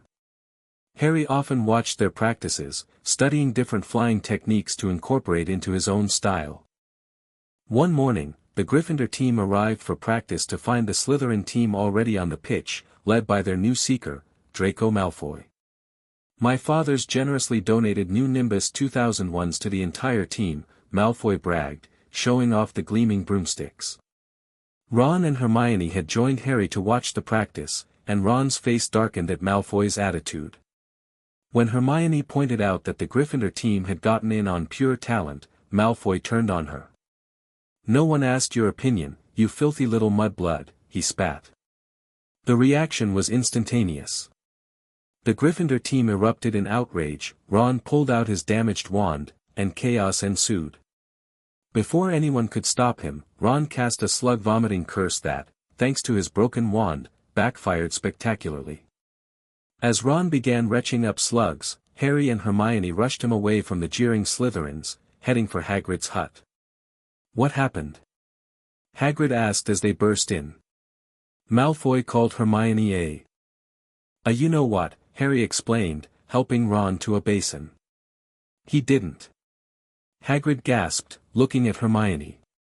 He called me a mudblood, she said quietly. I know it's rude, but, it's about the rudest thing he could have said, Hagrid growled. Dirty blood, see. Common name for muggleborns. Some wizards think they're better than everyone else because they're what people call pureblood. Harry frowned thoughtfully. That doesn't even make sense magically. Hermione's magical signature is stronger than most purebloods I've met. Hermione looked surprised. It is? Definitely. Magic isn't about bloodlines, it's about resonance and potential. Your magic is incredibly focused, probably because you had to develop it consciously, while people born into magical families take it for granted. Harry's right, Hagrid nodded. The best wizards I ever knew were Muggle-born. Look at your mum, Harry. And look at Malfoy, who's got nothing special about him except a rich dad. Harry studied Ron, who was still occasionally hiccuping slugs. That curse backfired because your wand's still healing, but the intent was clear. Let me try something. He pulled out his magical resonance detector, watching the patterns as Ron brought up another slug. The magical disruption has a rhythm. If we can counter-oscillate. Taking out his wand, Harry cast a spell unlike anything Hermione had seen before, a gentle swirling motion accompanied by words that sounded almost like humming rather than a proper incantation. The effect was immediate. Ron stopped mid-retch, the green tinge leaving his face. What did you do? Hermione asked, fascinated. Cancelled the magical disruption by establishing a counter-pattern, Harry explained. Like using sound waves to cancel noise. Ron looked immensely relieved. Thanks, mate. That was bloody awful. Your dad's theories about magical resonance might not be so cracked after all, Harry, Hagrid admitted. Don't tell him I said that, though. His head's big enough already. October arrived, bringing howling winds and driving rain that battered the castle windows. One stormy evening, Harry was returning from Quidditch practice, soaked to the skin, when he heard it, a voice, cold and murderous, that seemed to come from inside the walls themselves. Come to me, let me rip you, let me tear you, let me kill you. Harry froze, tracking the voice's movement. Unlike normal sounds, this one left a magical trace, a cold, ancient signature unlike anything he'd encountered before. Hello, he called. Who's there? The voice faded, moving upward through the walls. Harry pressed his hand against the stone, feeling for vibrations. Rip, tear, kill. The voice was fainter now, as if moving away. Harry followed it, racing up staircases and through corridors, trying to pinpoint its source. He nearly collided with Ron and Hermione near the second floor. Harry!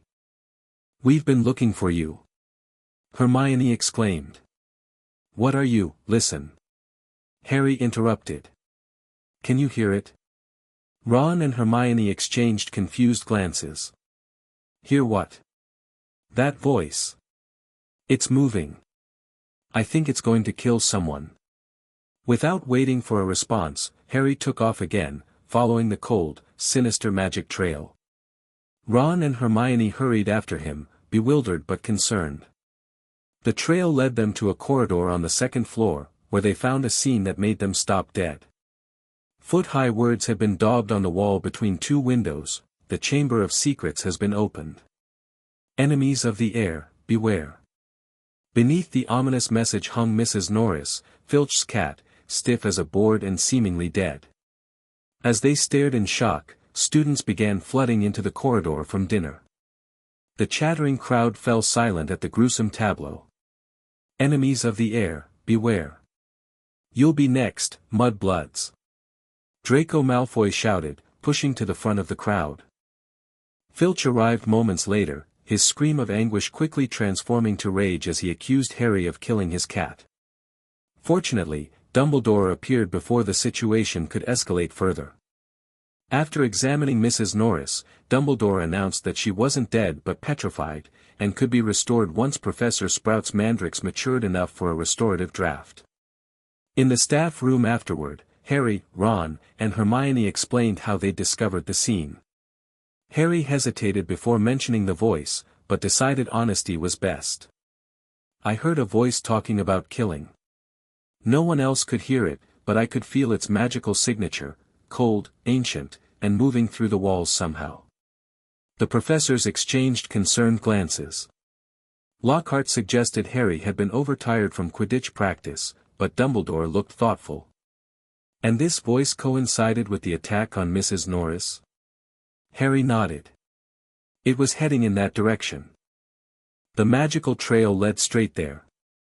What exactly did it say? Professor McGonagall asked. It said, rip, tear, kill, Harry recalled. And it seemed hungry. After being dismissed with a warning to be careful, the trio made their way back to their respective common rooms. Harry wrote to Luna that night, describing the incident. Something strange is happening at Hogwarts. I heard a voice no one else could hear, and it led to a petrified cat and a warning about the Chamber of Secrets. The magical signature was unlike anything I've felt before, ancient and cold, but alive. What do you know about Hogwarts legends involving secret chambers and monsters? Luna's reply came the next morning.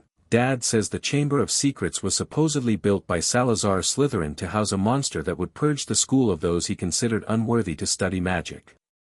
Most believe it's just a legend, but the Quibbler published an article in 1986 theorizing that the chamber actually exists.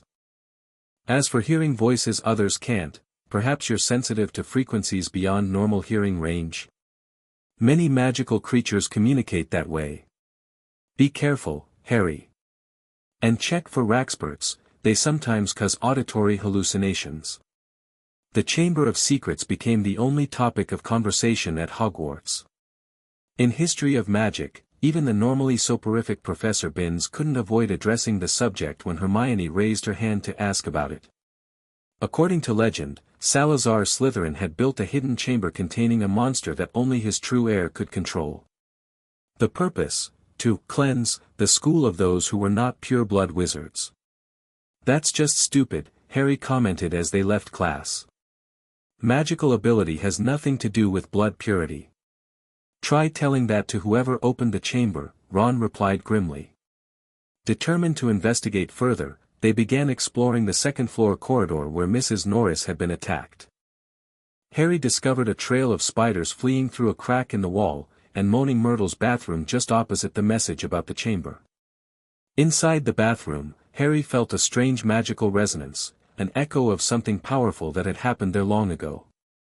This place has history, he murmured, running his hand along the walls. Magical residue. Old, but significant.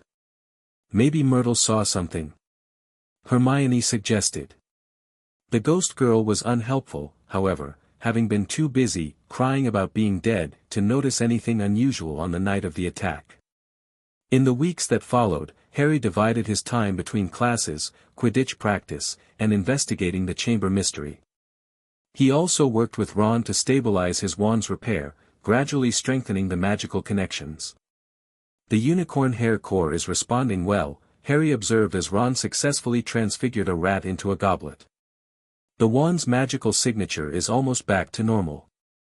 Thanks to you, Ron said gratefully. Mum would have killed me if she knew I broke it. Their first Quidditch match of the season, Ravenclaw vs. Slytherin, took place in mid-November. Harry faced Draco Malfoy, both seeking the snitch on their Nimbus broomsticks. As the match began, Harry immediately sensed something wrong. One of the bludgers was behaving oddly, pursuing him with single-minded determination regardless of where he flew. That bludger's been tampered with. Roger Davies shouted as it narrowly missed Harry's head for the third time. During a timeout, the Ravenclaw team debated asking for an inquiry, but Harry had a different idea. Let me handle it, he insisted. I can use its targeting enchantment against it. Back in the air, rather than trying to avoid the rogue bludger, Harry flew in complex patterns, studying its magical signature. The bludger had been enchanted with a seeking spell, similar to but cruder than the magic in the golden snitch. As he led the bludger on a wild chase, Harry spotted the actual snitch hovering near Malfoy, who was too busy laughing at Harry's predicament to notice.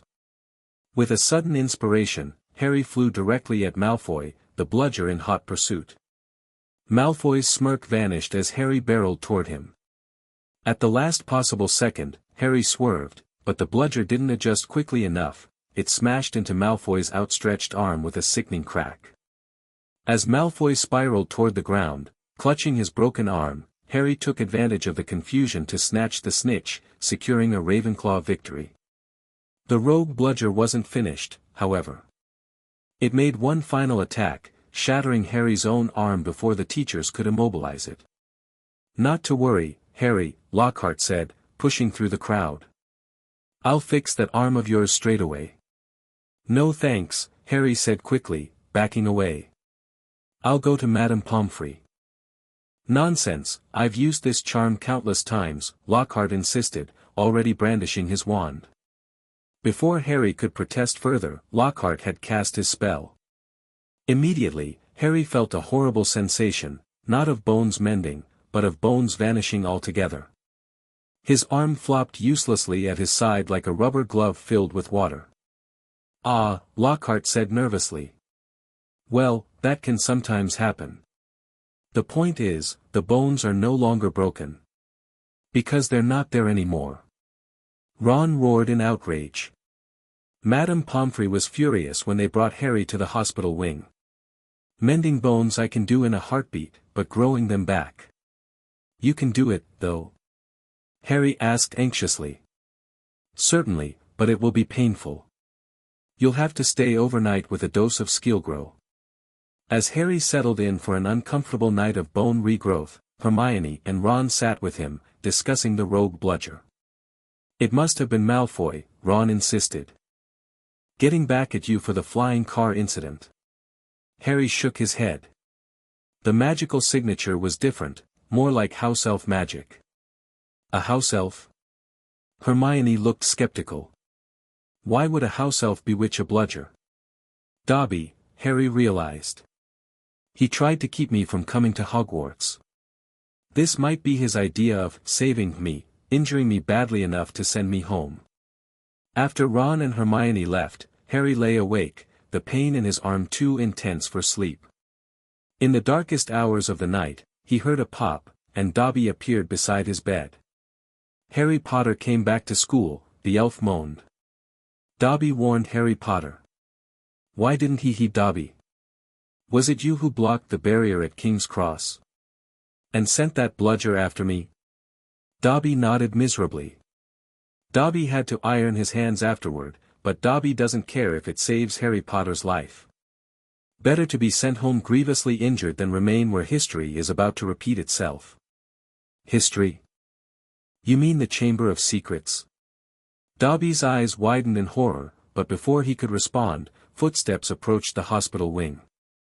The house elf vanished with a crack as Dumbledore and McGonagall entered, carrying what appeared to be a statue.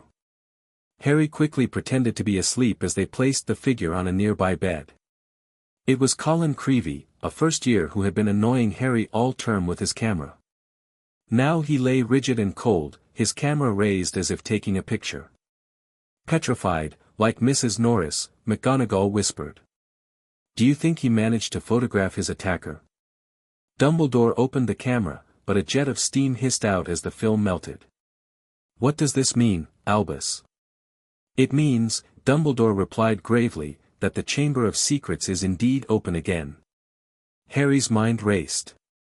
Again. This had happened before.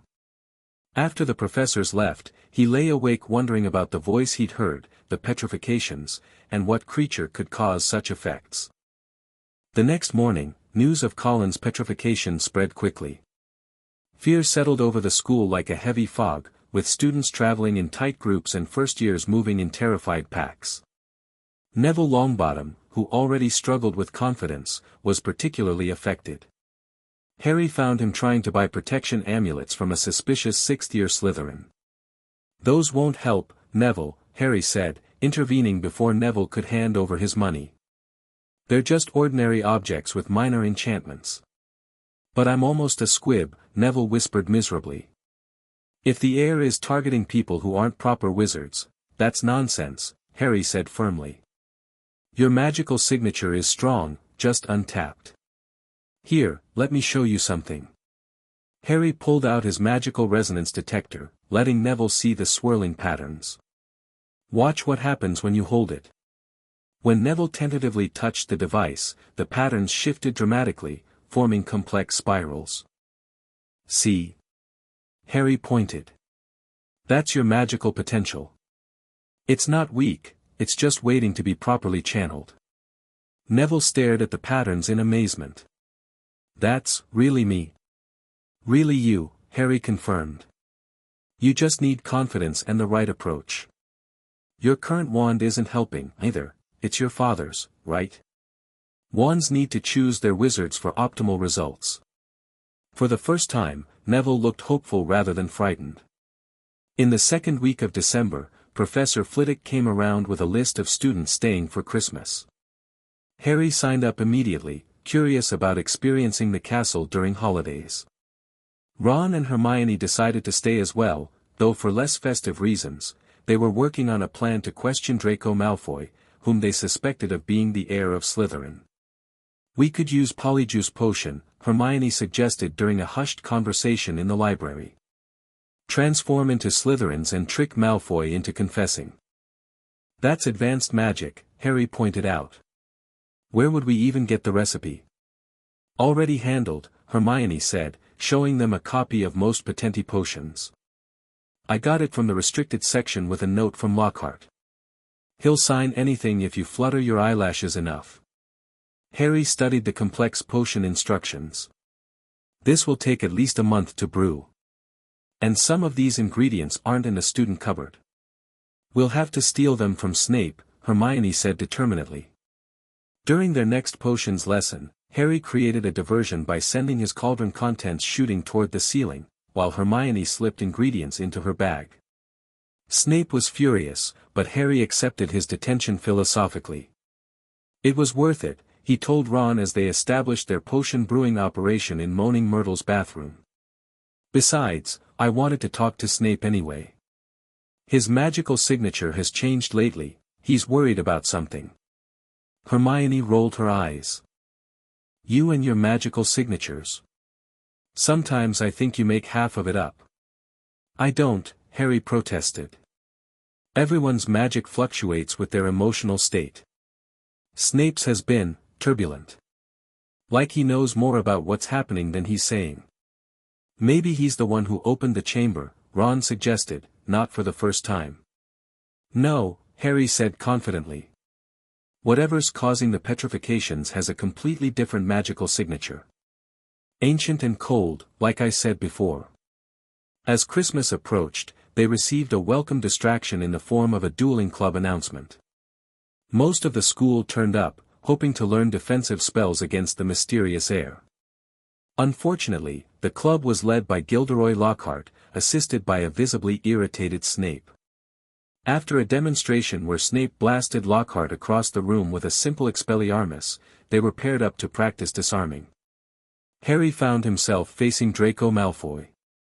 Before Lockhart had even finished counting to 3, Malfoy cast his first spell, Serpensortia. A long black snake shot from the end of Malfoy's wand, landing heavily between them. It raised itself, hissing angrily and preparing to strike. "Don't move, Potter," Snape said lazily. "I'll get rid of it." "Allow me." Lockhart shouted, brandishing his wand. Instead of vanishing the snake, his spell launched it into the air, from where it fell with a loud smack, now thoroughly enraged. The snake slithered straight toward Justin Finch-Fletchley, a Hufflepuff who had been rude to Harry earlier, raising itself again with fangs exposed. Acting on instinct, Harry stepped forward, feeling the snake's magical signature, angry, confused, defensive. Without thinking, he spoke directly to that signature, not realizing he was using anything other than normal speech. "Leave him alone. He's not a threat to you." To his surprise, the snake immediately relaxed, coiling docilely on the floor. Harry looked up at Justin, expecting thanks, but found the boy staring at him with horror. "What are you playing at?" Justin demanded before storming off. Ron grabbed Harry's arm and pulled him out of the hall, Hermione hurrying alongside them. "You're a Parselmouth!" Ron exclaimed once they were alone. "Why didn't you tell us?" "A what?" "You can talk to snakes," Hermione explained. "It's an extremely rare ability, Harry. And, it's what Salazar Slytherin was famous for. That's why the whole school will think you're his great-great-great-grandson or something," Ron added. "But that's ridiculous," Harry protested. "I wasn't speaking another language. I just connected with the snake's magical signature and communicated my intent." Ron and Hermione exchanged worried glances. It came out as hissing and spitting, Ron said. Believe me, it wasn't English. Harry's mind raced. This explains the voice I've been hearing, it must be a snake of some kind. That's why no one else could understand it. It's using the plumbing to move around the castle. That night, Harry wrote to Xenophilius and Pandora about his discovery. Their reply came quickly, Parseltongue is a fascinating ability, Harry. Not evil at all, just rare and misunderstood. Many ancient magical cultures revered snake speakers as having special connection to earth magic. As for the Chambers monster, a snake that can petrify makes us think of only one creature, a basilisk. Look it up, but be careful. Don't look directly at it under any circumstances. Armed with this theory, Harry headed to the library the next day to research basilisks. He found what he was looking for in a book of magical creatures. Of the many fearsome beasts that roam our land, none is more deadly than the basilisk. Capable of living for hundreds of years, this giant serpent kills with a single glance from its large yellow eyes. Spiders flee before it, and the crowing of a rooster is fatal to it. Everything clicked into place. The voice in the walls. The spiders fleeing. Hagrid's roosters being killed. And most significantly, the petrifications rather than deaths. No one saw it directly, Harry realized. Mrs. Norris must have seen the reflection in the water on the floor. Colin threw his camera. That's why they were petrified, not killed. He ripped the page from the book, scribbled "pipes" in the margin, and rushed to find Ron and Hermione. On his way, he overheard a group of Hufflepuffs discussing him, convinced he was the heir of Slytherin and had targeted Justin Finch-Fletchley. Changing direction, Harry decided to find Justin himself and explain about the snake incident. As he searched, he stumbled upon another horrific scene, Justin lying on the floor, petrified, and beside him the ghostly form of nearly headless Nick, black and smoky rather than pearly white. Before Harry could react, Peeves the poltergeist spotted him and raised the alarm. Within moments, Harry found himself surrounded by accusing faces, with Professor McGonagall arriving to take charge. "This is out of my hands, Potter," she said grimly. "You'll need to speak with the headmaster." In Dumbledore's office for the first time, Harry was too anxious to appreciate the fascinating magical instruments and portraits of former headmasters. He waited nervously until Dumbledore entered, looking grave. "Professor, I didn't," Harry began, but Dumbledore raised a hand. "I do not believe you attacked anyone, Harry." Relief flooded through Harry. "Thank you, sir. However," Dumbledore continued, "I'd like you to tell me anything you might know about these attacks." Harry hesitated, then decided complete honesty was best. He explained about the voice in the walls, his ability to speak Parseltongue, which he hadn't known about, and his theory about the basilisk. "A most interesting theory," Dumbledore said when Harry finished. "It would explain much.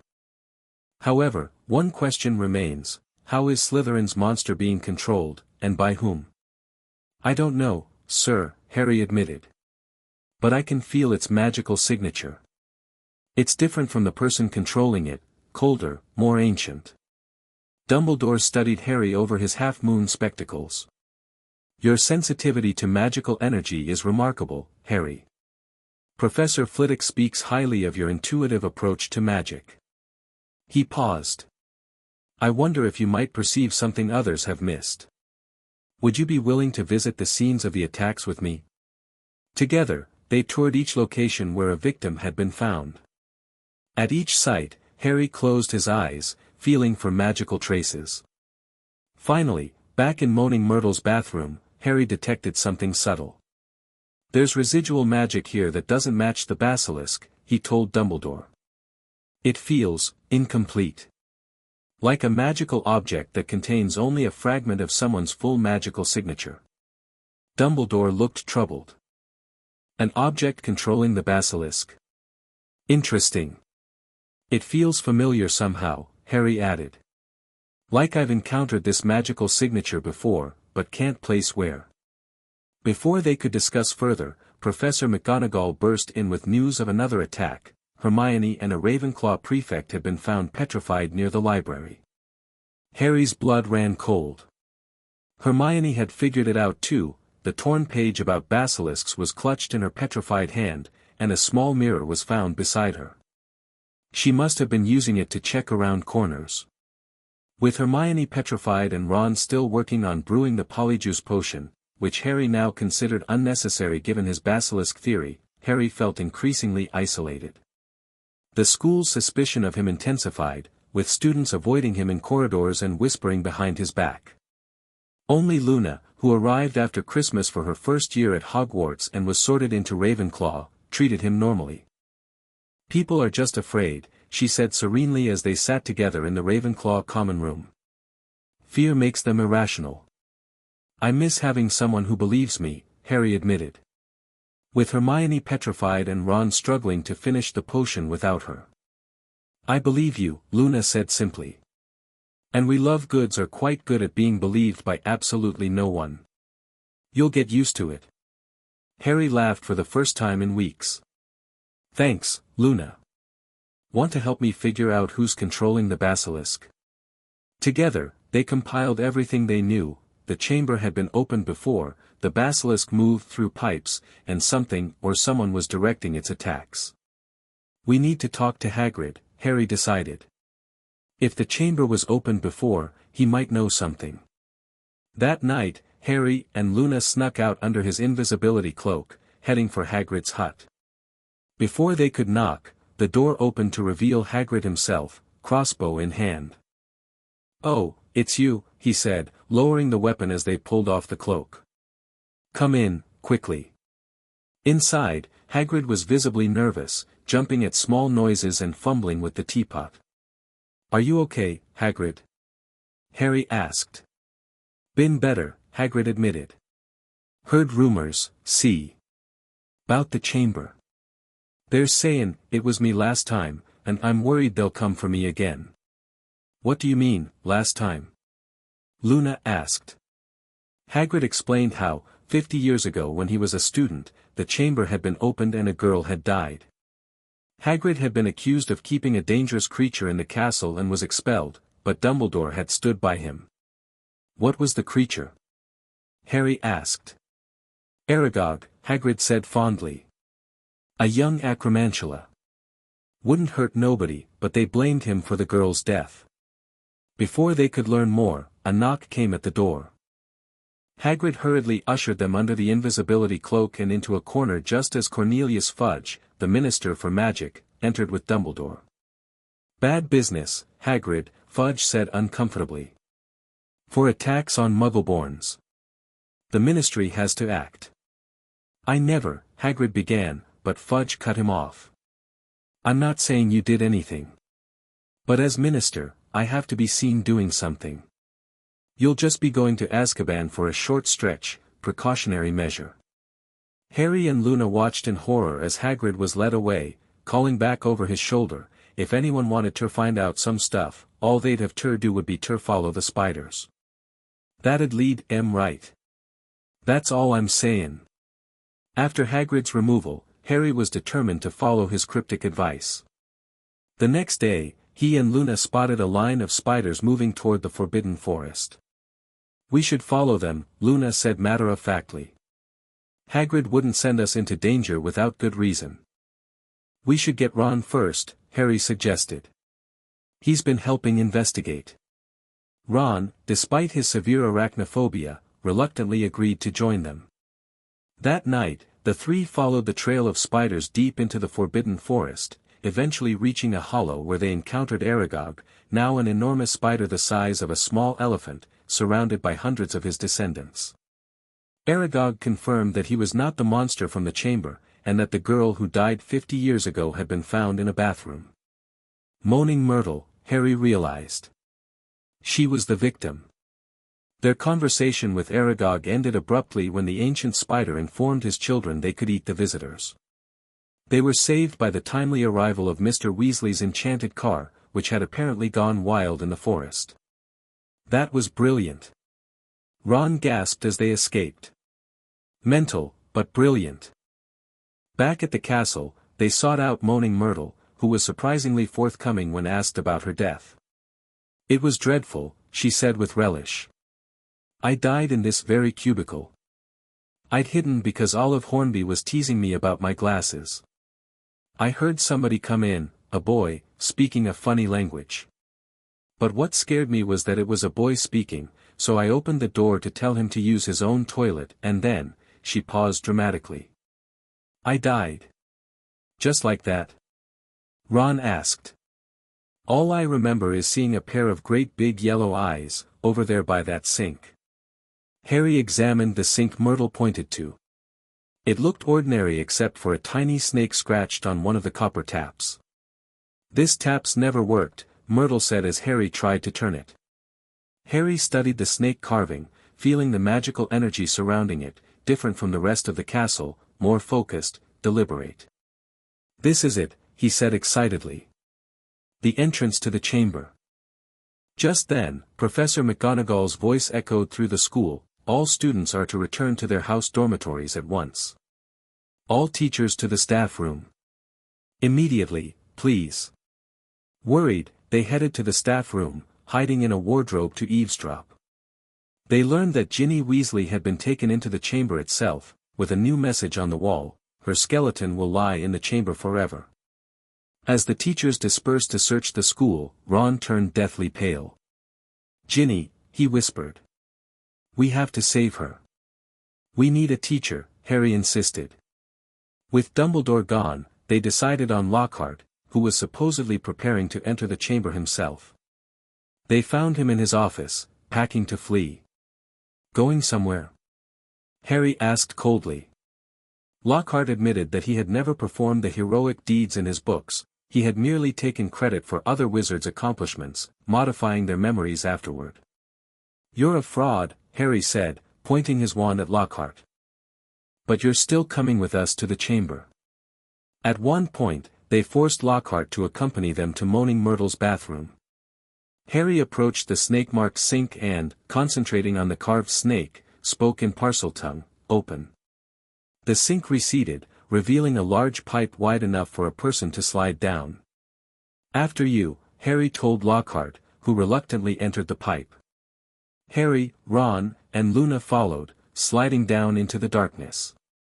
They landed in a damp tunnel littered with small animal bones. As they proceeded, they discovered an enormous snake skin, confirming Harry's basilisk theory. At this point, Lockhart feigned a collapse, then grabbed Ron's wand and attempted to erase their memories. The damaged wand backfired catastrophically, causing a cave-in that separated Harry from Ron and Luna, with Lockhart knocked unconscious by his own spell.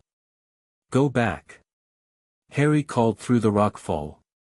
"Try to shift some of these rocks so we can get back through. I'll go on and find Ginny."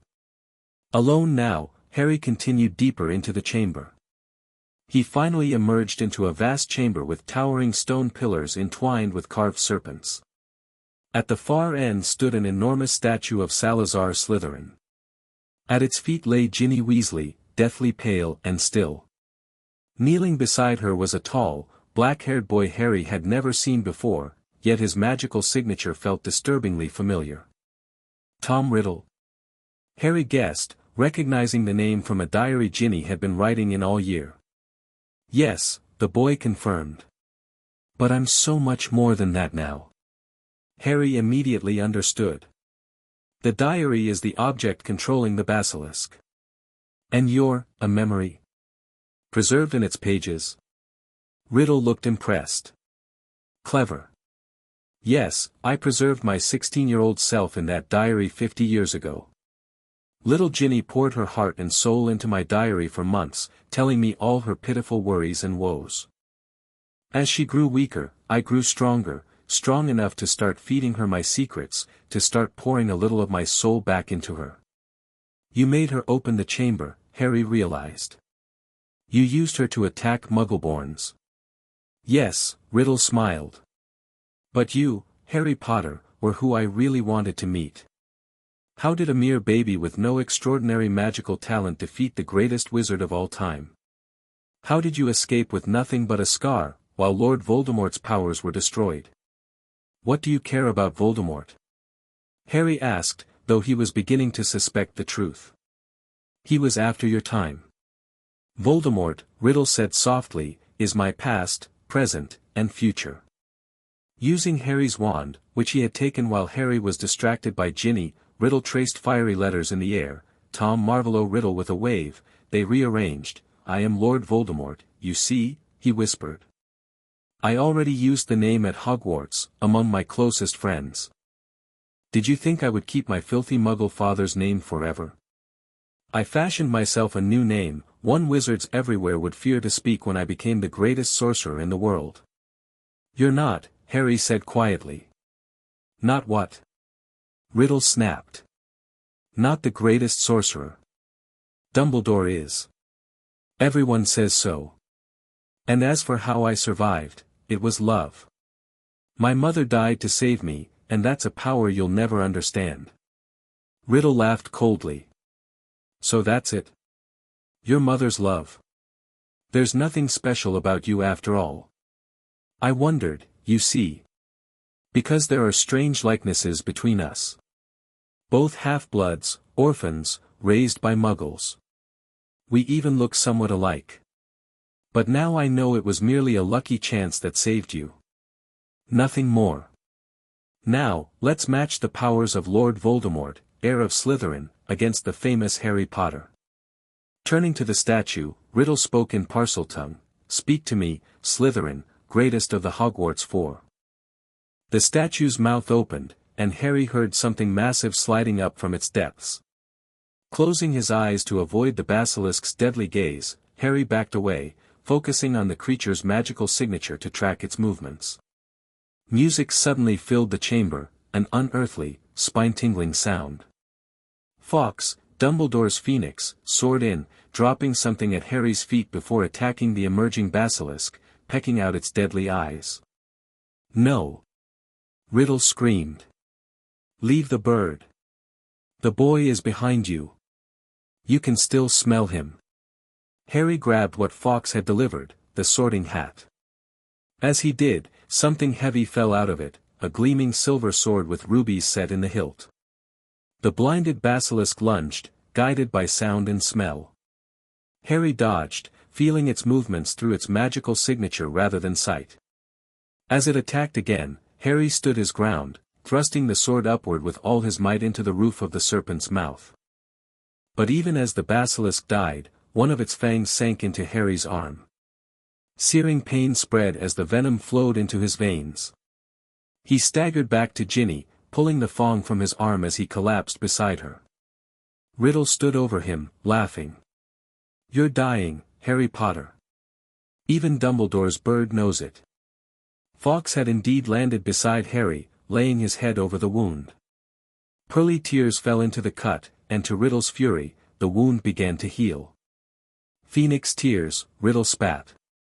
Healing powers. I forgot. But it makes no difference. In fact, I prefer it this way. Just you and me, Harry Potter. As Riddle raised Harry's wand, Harry acted on pure instinct. He grabbed the basilisk fang and plunged it straight into the heart of Riddle's diary. There was a long, dreadful, piercing scream. Ink spurted from the diary like blood, and Riddle writhed and twisted, screaming and flailing until he vanished completely. Harry's wand fell to the floor, and silence reigned. Ginny stirred, color returning to her cheeks.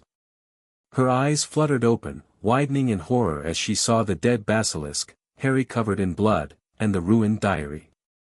Harry, oh, Harry, I tried to tell you at breakfast, but I couldn't say it in front of Percy. It was me, but I swear I didn't mean to, our Riddle made me. She sobbed uncontrollably. It's okay, Harry assured her. Riddle's finished. He can't hurt anyone now. With Fawkes's help, they returned to Ron and Luna, who had managed to create a small opening in the rock fall. The Phoenix carried them all back up the pipe to Moaning Myrtle's bathroom, then led them to Professor McGonagall's office. There they found Mr. and Mrs. Weasley, who engulfed Ginny in a tearful embrace, along with McGonagall and Dumbledore himself, returned from his removal. Harry explained everything, the diary, Riddle's memory, the basilisk, and how they had solved the mystery. Dumbledore seemed most interested in the diary. Lord Voldemort put part of himself in it, Harry explained. His magical signature was incomplete, fractured, like the one I sensed in Quirrell last year. Dumbledore's expression grew grave. That is, most concerning, Harry. And perceptive of you to notice. Ginny was sent to the hospital wing, while Ron and Luna received special awards for services to the school. Harry remained behind at Dumbledore's request. Harry, you must have shown me real loyalty down in the chamber. Nothing but that could have called Fawkes to you. The Sorting Hat told me I would have done well in Slytherin, Harry admitted. Sometimes I think it might have been right. I can speak Parseltongue, I have this connection to Voldemort, I'm drawn to power. And yet, Dumbledore said gently, when facing the embodiment of Slytherin's heritage, you stood firm for what was right. It is our choices, Harry, that show what we truly are, far more than our abilities. Sir, Harry said hesitantly, Riddle said we were alike. Both half-bloods, both Parselmouths. You can speak Parseltongue, Harry, because Lord Voldemort, the last remaining descendant of Salazar Slytherin, can speak Parseltongue. I suspect he transferred some of his powers to you the night he gave you that scar. Harry absorbed this. So part of him lives in me. That's why I can sense his magical signature. Your ability to sense magic predates your encounter with Voldemort, Dumbledore clarified. That is your own remarkable gift, nurtured by your unique upbringing. The Lovegoods have given you something Voldemort never had, the ability to see beyond conventional thinking, to connect with magic on a deeper level. Before leaving, Harry asked one final question, Sir, why did you place me with the Lovegoods instead of my Muggle relatives as originally planned? Dumbledore smiled. Perhaps I sensed your potential for unconventional thinking, or perhaps I simply knew you would need the kind of love and acceptance the Lovegoods offer so freely. Either way, I've never regretted that decision, especially now. The petrified victims were soon restored with the Mandrake restorative draft. Hermione was overjoyed to learn they had solved the mystery and saved the school. To everyone's delight, Hagrid returned from Azkaban, exonerated at last. On the journey home aboard the Hogwarts Express, Harry reflected on his second year. Once again, his unconventional approach to magic had proved valuable in ways traditional methods couldn't match. Yet he also recognized the value of his friends' contributions, Ron's loyalty, Hermione's knowledge, Luna's unwavering belief. What are you thinking about? Luna asked, looking up from her upside-down quibbler. How different approaches can all lead to the same goal, Harry replied. We each see the world differently, but those perspectives complement each other. That's why blibbering humdingers have three eyes, Luna nodded seriously. Different perspectives. Ron and Hermione exchanged amused glances, but Harry just smiled. In a world that often demanded conformity, the Lovegoods had taught him to embrace the unexpected, to find impossible solutions where others saw only dead ends. As the train approached London, Harry felt a surge of excitement about returning home. Whatever challenges next year might bring, he would face them with the same chaotic genius that had served him so well. After all, as Xenophilius always said, conventional thinking created the problems. Unconventional thinking will solve them. Chapter 3, The Path Unwandered. Harry stood in the center of the stone circle, arms outstretched, eyes closed in concentration. The summer sun beat down on the ancient formation as a gentle breeze carried the scent of wild thyme across Dartmoor. Around him, the Lovegoods worked methodically, setting up strange instruments at precise intervals between the weathered monoliths. Feeling anything yet? Xenophilius called, adjusting what appeared to be a cross between a telescope and a weather vane. Harry tilted his head slightly. There's a current, like underwater streams of magic flowing through specific stones. They're strongest at the northeast point. Exactly as the manuscript predicted. Xenophilius exclaimed, rushing to make notes. A convergence of ley lines creating a magical resonance chamber. The ancient druids used these formations to amplify natural magical energy. Luna skipped over, radish earring swinging. The heliopaths are responding too. They're gathering at the northeastern stone. Harry opened his eyes, watching the heat shimmer above the stone Luna indicated. To most observers, it would appear to be nothing more than rising hot air, but Harry and the Lovegoods could perceive the subtle magical disturbance, fire spirits dancing in their natural habitat. The summer after his second year had been spent on such expeditions. Following the Chamber of Secrets incident, Xenophilius had become convinced that ancient magical sites throughout Britain held clues to forgotten branches of magic, power that operated outside the structured, one-focused approach taught at Hogwarts. "Harry, come try the resonance amplifier," Pandora called, holding up a contraption resembling a brass ear trumpet attached to a crystal pendulum. Harry took the device, feeling its strange vibration against his palm. Following his intuition, he pointed it toward the northeastern stone and whispered, "Revelio Naturae." The crystal began to glow, projecting visible streams of colored light that traced the magical currents Harry had sensed. The Lovegoods gasped in delight as the intricate network of energy was revealed, flowing between and through the stones in complex patterns. "It's beautiful," Luna whispered. "And useful," Xenophilius added, frantically sketching the pattern. "These energy flows match the theoretical models I've been developing for wandless magic enhancement." Later that evening, as they camped beside the stone circle, Harry practiced manipulating the natural energies he'd discovered. By midnight, he could redirect small streams of the ambient magic, creating localized areas of enhanced magical potential where even simple spells became more powerful. "The wand movement is just a focusing technique," he explained to Luna as they experimented. "What really matters is intention combined with the natural magical current. If you can feel the flow and work with it instead of forcing it, you can achieve more with less effort." Luna nodded thoughtfully. "Like swimming with the tide instead of against it." "Exactly." Their research at magical sites continued throughout July, each location revealing new insights about how magic naturally behaved in the world. Harry filled a journal with observations, creating his own magical theory that blended Lovegood intuition with practical application. It was during their expedition to a fairy ring in Scotland that Harry first saw the news. The Lovegoods rarely read the Daily Prophet, preferring the alternative perspectives of smaller magical publications, but a discarded paper at their campsite carried the startling headline, "Sirius Black escapes from Azkaban." Beneath it was a photograph of a gaunt man with matted hair and hollow eyes, screaming silently from the page. What caught Harry's attention wasn't just the man's desperate appearance but something in his magical signature that seemed oddly familiar, even through the static medium of a magical photograph. "Dad," Harry called, holding up the paper. "Who's Sirius Black?" Xenophilius looked up from his research notes, his expression suddenly serious, a rarity that immediately alerted Harry to the significance of his question. "Sirius Black," Xenophilius said slowly, "was your parents' best friend. And, according to official accounts, the man who betrayed them to Voldemort." Harry stared at the photograph, a cold sensation spreading through his chest.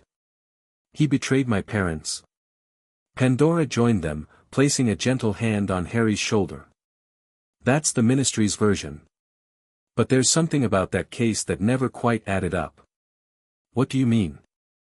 Xenophilius and Pandora exchanged glances before Pandora continued. "Sirius was also accused of killing 13 people with a single curse, 12 muggles and a wizard named Peter Pettigrew. But the magical physics of it seemed implausible.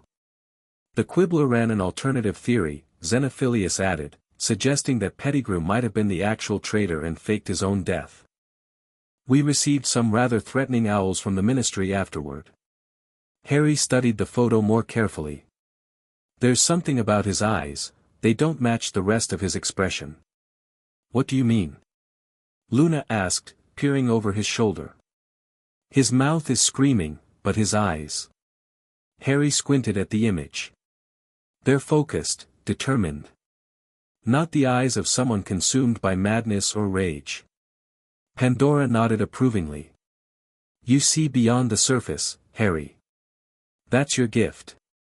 But be careful, the Ministry will be taking extraordinary measures to recapture Black." They believe he's coming after you. Me? Why? To finish what Voldemort started, Xenophilius said grimly. At least, that's the official fear. That night, Harry couldn't sleep. He lay awake in his tent, thinking about Sirius Black and his connection to Harry's parents. If Black had indeed betrayed them, why would Harry sense something amiss in his photograph? Could his perception be colored by wishful thinking, a desire to find another link to his birth parents? As August arrived, so did Harry's Hogwarts letter, accompanied by permission forms for third-year students to visit Hogsmeade Village on designated weekends. Xenophilius signed without hesitation, though he added a postscript about avoiding the 3 broomsticks during full moons due to potential Gernumbly infestations. The day before Harry's birthday, Ron's family owl Errol arrived with an invitation. The Weasleys had won a Daily Prophet prize draw and used the gold for a family trip to Egypt. They had just returned and wanted Harry to join them in Diagon Alley for the remainder of the summer. You should go, Pandora encouraged when Harry hesitated. The Weasleys care about you, and it would be good for you to spend time with friends your age. Besides, Xenophilius added cheerfully, we're heading to Norway next week to investigate reports of frost-breathing gulping plimpies. The climate might be a bit extreme for you. Harry agreed, and 2 days later, Arthur Weasley arrived to collect him.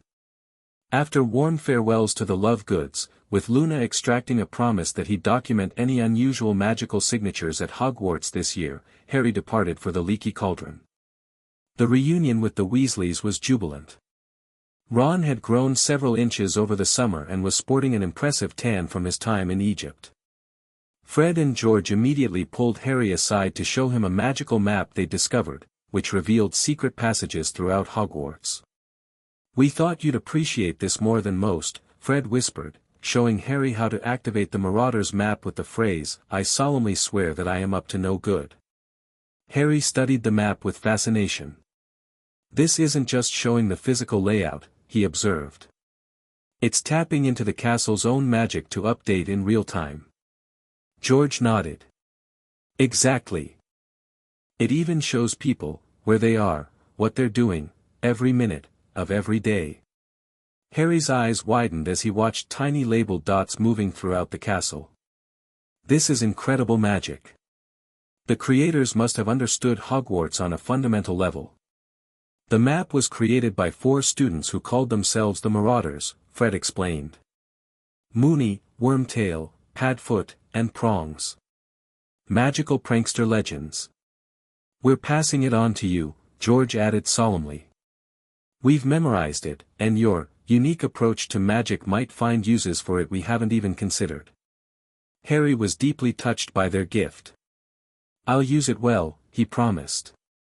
Their shopping expedition through Diagon Alley the next day was filled with the usual chaos of a Weasley family outing. While selecting his school books, Harry was drawn to the back of Flourish and Blots, where he discovered a dusty volume titled Magical Resonance, Theory and Practice, tucked between more conventional texts. The elderly shopkeeper raised an eyebrow when Harry brought it to the counter. Unusual choice for a young wizard. That's graduate-level magical theory. My father's been researching magical resonance, Harry explained. I find it fascinating. The shopkeeper studied Harry more carefully, eyes lingering briefly on his scar. Xenophilius Lovegood's work, I presume. Unconventional, but occasionally, insightful. This book might complement his theories. Harry added the text to his purchases, along with the required Monster Book of Monsters, for care of magical creatures, which the shopkeeper had to wrestle into submission with a thick leather belt. That evening in the Leaky Cauldron, Mr. Weasley pulled Harry aside for a private conversation. His normally cheerful face was unusually grave as he explained the Ministry's concerns about Sirius Black. The guards at Azkaban say he's been talking in his sleep. Always the same words, he's at Hogwarts. The Ministry believes he's after you, Harry. Because of Voldemort? Harry asked. Mr. Weasley flinched at the name. Black was one of you-know-who's most loyal supporters. After you stopped him, Black lost everything. 13 years in Azkaban may have unhinged him completely. Promise me you won't go looking for Black. Harry frowned. Why would I go looking for someone who wants to kill me? Just promise me, Mr. Weasley insisted. I promise, Harry said, though privately he wondered about the Lovegood's alternative theory. The journey to Hogwarts the next day began normally enough, with the usual rush to platform 9 3/4 and joyful reunions with classmates. Harry, Ron, Hermione, and Luna found a compartment together, joined shortly by a shabby-looking man who was fast asleep in the corner, introduced by a luggage tag as Professor R. J. Lupin. Must be the new defense against the dark arts teacher, Hermione whispered. Harry studied the sleeping professor with interest. His magical signature is fluctuating. Almost like it's cycling through phases. What does that mean? Ron asked. Before Harry could answer, the train began to slow, eventually grinding to a complete halt. The lamps flickered out, plunging them into darkness. Something's coming aboard, Harry said tensely, feeling a disturbing shift in the magical atmosphere. Something cold. The temperature plummeted as frost crept across the windows. Harry felt an unnatural chill that went beyond physical cold, a creeping, hopeless feeling that seemed to freeze his very soul. The compartment door slowly slid open.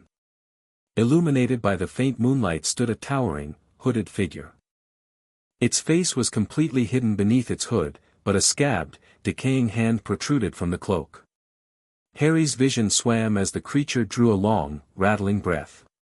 He could feel it drawing something more than air. It was extracting happiness itself, leaving nothing but ice in his veins. Distant screaming filled his ears, growing louder until it overwhelmed his senses. A woman's voice, pleading, "Not Harry. Please, have mercy, take me instead."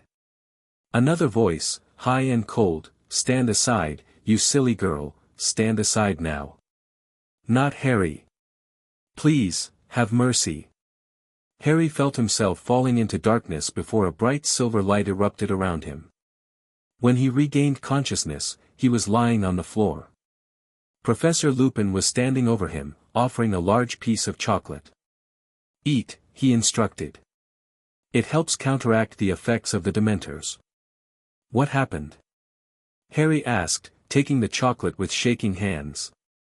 "The Dementors are searching for Sirius Black," Lupin explained. "They affect you particularly badly because you have true horrors in your past that others don't."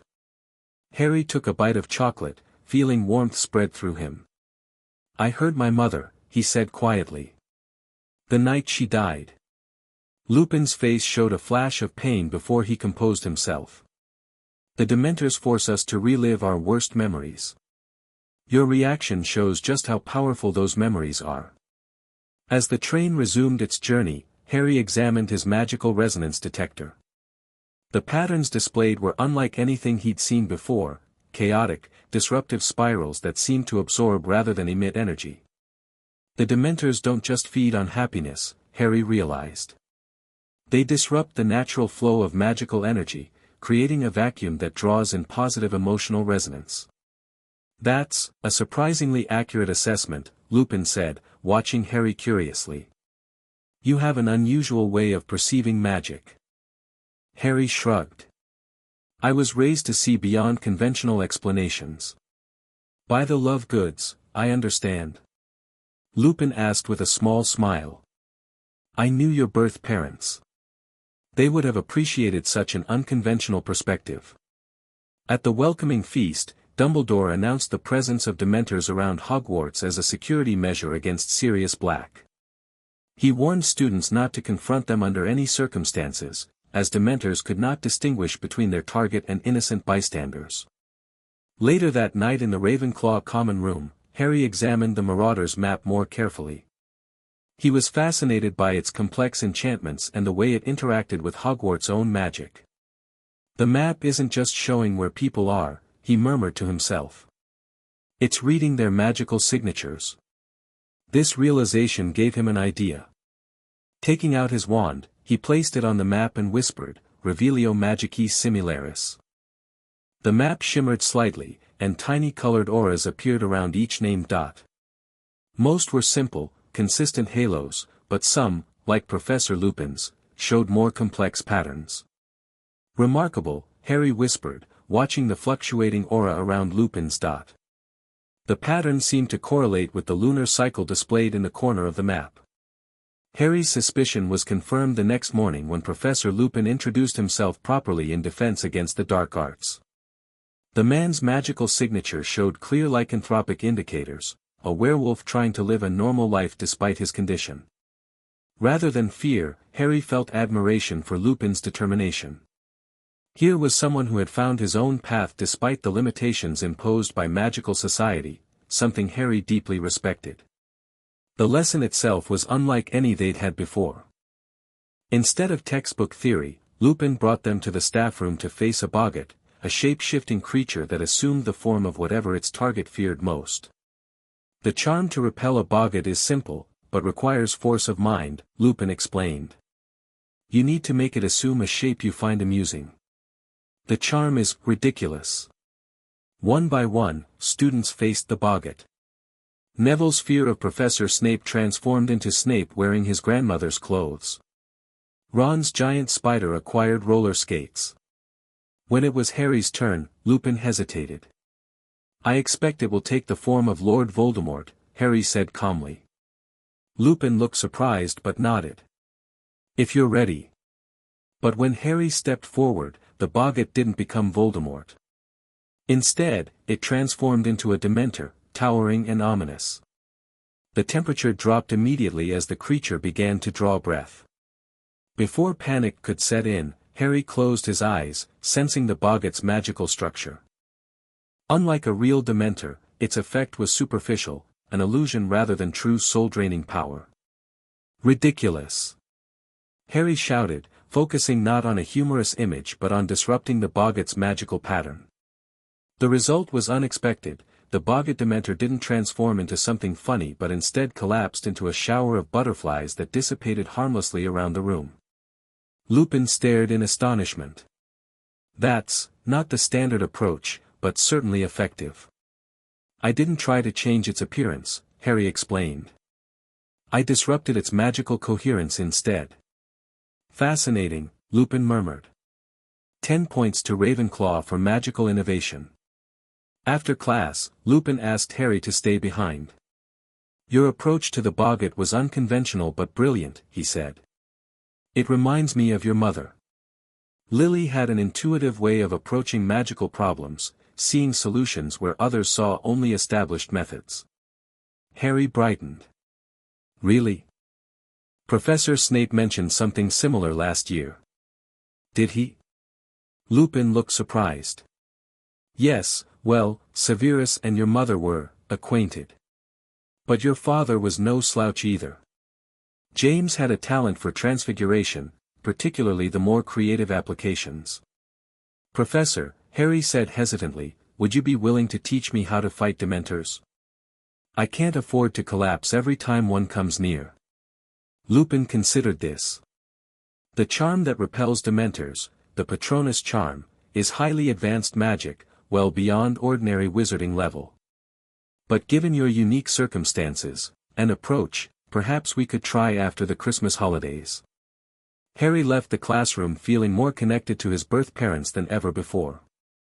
Lupin had known them personally, had seen their magical talents firsthand. For all the love and acceptance the Lovegoods had given him, Harry still wondered about the people who had given him life, and their sacrifice to protect him. As October arrived with its swirling leaves and cooling temperatures, Harry's classes settled into routine. Ancient runes and care of magical creatures proved particularly interesting given his Lovegood upbringing. In Hagrid's first lesson, they were introduced to hippogriffs, proud, dangerous creatures that demanded respect. While most students approached nervously, Harry immediately understood the hippogriff named Buckbeak on a deeper level. "Their magical signature is all about pride and hierarchy," he explained to Hermione as he calmly approached, bowed, and was allowed to pat Buckbeak's feathery neck. "If you acknowledge their status, they acknowledge yours." Unfortunately, Draco Malfoy ignored Hagrid's warnings and insulted Buckbeak, resulting in a nasty slash to his arm. Though the injury was minor, Malfoy milked it for all it was worth, and rumors spread that Hagrid might lose his teaching position. "That's ridiculous," Harry told a distraught Hagrid over tea in his hut. Malfoy provoked Buckbeak deliberately.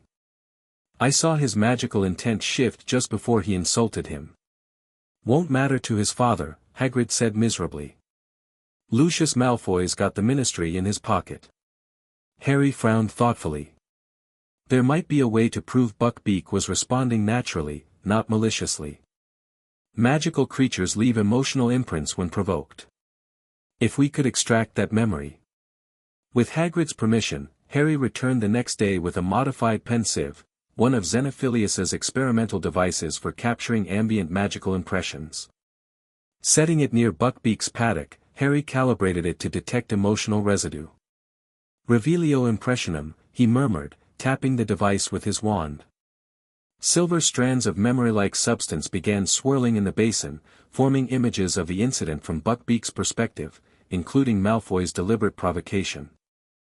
"This might not be admissible in a formal hearing," Hermione cautioned when Harry showed her the results. "It's experimental magic. But it gives us something to work with," Harry insisted. "We can research magical creature rights and prepare a proper defense." October also brought the first Hogsmeade weekend. To Harry's disappointment, Xenophilius's signature on his permission form was questioned due to his status as an adoptive rather than biological parent. Professor McGonagall reluctantly refused to let Harry visit the village. "The ministry is being particularly cautious given the Black situation," she explained. "I'm sorry, Potter." Left alone in the castle, Harry was wandering aimlessly when he ran into Professor Lupin, who invited him for tea in his office. "I heard about the Hogsmeade situation," Lupin said sympathetically. "Bureaucracy can be frustratingly rigid sometimes." As they talked, Harry found himself opening up about his unique upbringing with the Lovegoods and how it shaped his approach to magic. "Most wizards see magic as a tool," Harry explained, "something separate from themselves that they control with specific techniques. But the Lovegoods taught me to see it as a natural force we're all connected to. Wands and spells are just focusing methods, the real power comes from understanding and harmonizing with magical currents." A rather Eastern perspective, Lupin noted. "Many Asian magical traditions emphasize harmony with natural forces over the Western emphasis on control." "Exactly. Dad, Xenophilius, has studied magical approaches from all over the world. He believes wizards limit themselves by sticking to only one tradition." Lupin smiled. "Your father, James, would have appreciated that perspective. He was always pushing boundaries, finding creative solutions." "You knew him well?" Harry asked eagerly. A shadow passed over Lupin's face. "We were close friends at Hogwarts. Your father, Sirius Black, Peter Pettigrew, and myself, we called ourselves the Marauders." Harry nearly dropped his teacup. "You were Marauders? You helped create the—" He stopped himself just in time. Lupin's eyes twinkled. "The what, Harry?" "Nothing," Harry said quickly, then changed the subject. "Professor, what can you tell me about Sirius Black? Everyone says he betrayed my parents, but something about that story feels wrong." Lupin's expression became guarded. "Why do you say that?" Harry hesitated before deciding on honesty. "I saw his photograph in the Daily Prophet. His magical signature, even through the image, didn't match what I'd expect from someone consumed by darkness. There was clarity in his eyes." Lupin set down his cup carefully. "Harry, Azkaban does terrible things to the mind. Whatever Black once was, 13 years with the Dementors would have twisted beyond recognition." "But what if he was innocent?" Harry persisted. "The Quibbler suggested Pettigrew might have faked his death." "Harry," Lupin interrupted sharply, "I was there in the aftermath. The street blown apart, the Muggles dead, nothing left of Peter but a finger. Whatever theories your adoptive father may have, the evidence against Sirius was overwhelming." Despite Lupin's certainty, Harry couldn't shake his doubts. That night, examining the Marauder's map, he noticed something impossible, a dot labeled Peter Pettigrew moving through the Gryffindor dormitory. But Pettigrew is supposed to be dead, Harry whispered, watching the dot move erratically before disappearing. Unless.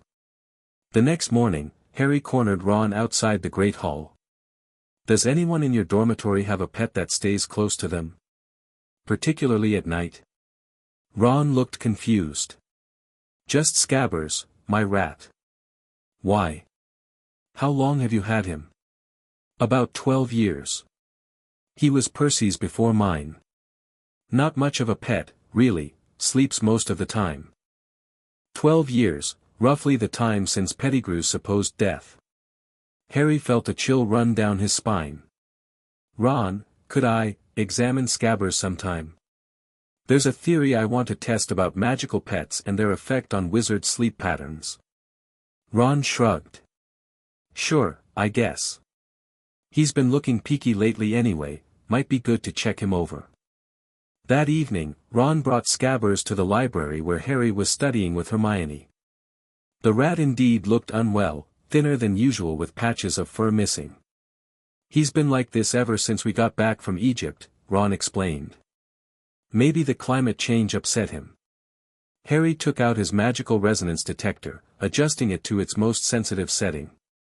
As he held it near Scabbers, the patterns shifted dramatically, showing not the simple signature of a rat but a complex, humanoid pattern compressed into animal form. That's not right, Harry murmured. An ordinary rat's magical signature would be elementary, barely registering. This is something else entirely. What do you mean? Ron asked, alarmed. Before Harry could explain, Scabbers went berserk, biting Ron's finger and making a desperate dash for freedom. Hermione's cat Crookshanks, who had been watching intently from under a nearby table, pounced after him. Crookshanks, no! Hermione cried as chaos erupted in the library. In the confusion, Scabbers escaped, with Crookshanks in hot pursuit. Ron turned accusingly to Hermione, starting yet another argument about their pets, while Harry contemplated what he'd just discovered. If Scabbers was indeed Peter Pettigrew in animal form, an animagus, it would explain the murder scene perfectly. Pettigrew could have caused the explosion, cut off his own finger, and transformed to escape, leaving Black to take the blame. But how could he confirm this theory? And more importantly, if Black was innocent, why was he trying to break into Hogwarts? The answer came to Harry in a flash of insight. Black wasn't after Harry, he was hunting Pettigrew. Halloween arrived with the usual feast and decorations, but for Harry, the day carried an extra weight. It marked the anniversary of his parents' deaths. After dinner, he found a quiet corner of the castle to reflect, taking out the Marauder's map to watch the tiny figures moving about their evening routines. Suddenly, he spotted it again, the dot labeled Peter Pettigrew, moving rapidly through corridors, pursued by another labeled Sirius Black. Harry's heart raced. Black was in the castle. And seemingly confirming Harry's theory, he was chasing Pettigrew, not searching for Harry. Without hesitation, Harry grabbed his wand and sprinted through the castle, following the dot's movements on the map. He tracked them to Gryffindor Tower, arriving just in time to hear screaming from inside. By the time professors arrived, Black had vanished, leaving behind a slashed portrait of the fat lady who guarded the Gryffindor entrance. He had a knife, she sobbed to Dumbledore. When I wouldn't let him in without the password, he attacked. The castle was searched thoroughly, but Black had vanished. Students spent the night in the Great Hall while teachers continued looking. Harry lay awake in his sleeping bag, studying the map under cover of darkness, but neither Black nor Pettigrew appeared again. The following day, security was tightened throughout the school. The fat lady was replaced by Sir Cadogan, an erratic knight whose constant password changes infuriated the Gryffindors. Teachers escorted students between classes, and outdoor activities were closely supervised. Despite these precautions, Harry was determined to pursue his theory about Black's innocence. He needed evidence, and a way to capture Pettigrew to prove it. The opportunity to discuss his suspicions came during his first Patronus lesson with Professor Lupin in January. As they prepared to face a Boggart-turned-Dementor, Harry broached the subject cautiously. "Professor, what if Sirius Black is innocent?" Lupin nearly dropped the trunk containing the Boggart. "What makes you say that?" Harry took a deep breath. "I believe Peter Pettigrew is alive. I think he's been hiding as Ron's pet rat for 12 years. The color drained from Lupin's face. "That's impossible." "Is it? You were friends with both of them. Was Pettigrew an animagus?" Lupin's hands trembled slightly. "Harry, this is dangerous speculation." "It's not speculation," Harry insisted. "I've detected human magical signatures from Scabbers using my resonance detector. And I've seen Pettigrew's name on a magical map that shows everyone in the castle." "What map?" Lupin asked sharply. Harry hesitated before revealing the Marauder's map. Lupin stared at it in disbelief, running his fingers over the familiar parchment. "Where did you get this?" "Fred and George Weasley gave it to me.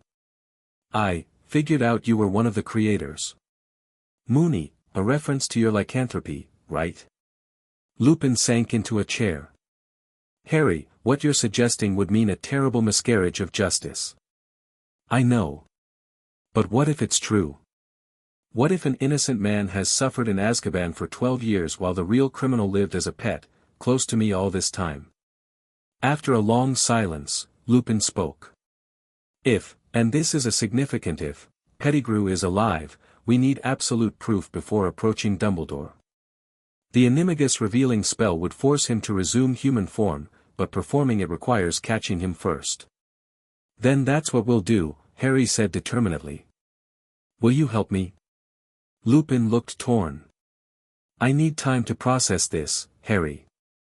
It contradicts everything I've believed for 13 years. Let me investigate discreetly." Though frustrated by Lupin's caution, Harry agreed. In the meantime, they proceeded with the Patronus lesson. The spell required focusing on a single, powerful happy memory to create a guardian of positive energy.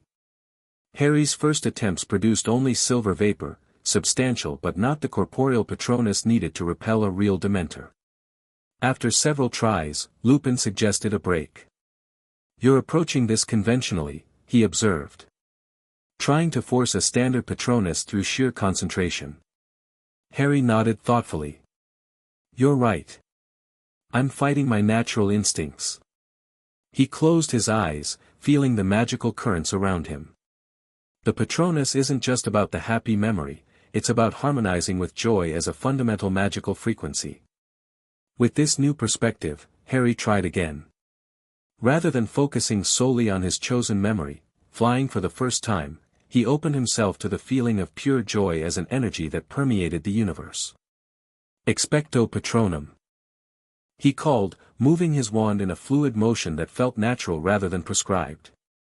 Silver light erupted from his wand, coalescing into not the standard misty shield but a complex, three-dimensional lattice of light, a geometric pattern that pulsed with energy. As the Boggart-Dementor approached, the lattice expanded, surrounding it completely before compressing, neutralizing the creature's negative energy. Lupin stared in amazement. "I've never seen a Patronus like that.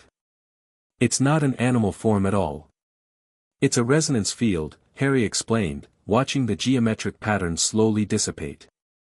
"Instead of creating a guardian, it establishes a harmonious frequency that cancels the Dementor's disruptive one."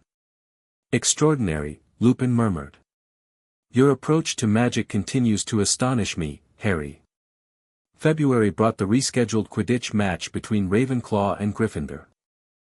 Harry's innovative flying style had evolved further since his second year, incorporating the natural magical currents he'd studied during summer expeditions. As he circled the pitch searching for the snitch, he noticed Dementors entering the stadium, at least 100 of them, their cold presence immediately affecting the players and spectators. Without hesitation, Harry cast his unconventional Patronus, the geometric lattice expanding to create a dome of protective energy over the pitch. Players from both teams gaped as the shimmering field held the Dementors at bay. Seizing the opportunity, Harry spotted the snitch and executed a perfect capture, securing victory for Ravenclaw. The crowd erupted in cheers not just for the win but for Harry's spectacular defensive magic. "That was amazing," Ron said afterward, still looking slightly stunned. "Since when can you do that?" "I've been practicing," Harry replied modestly. Professor Lupin was less impressed than amazed when he heard about the incident. "You shouldn't have been able to cast a Patronus powerful enough to repel that many Dementors," he said during their next meeting.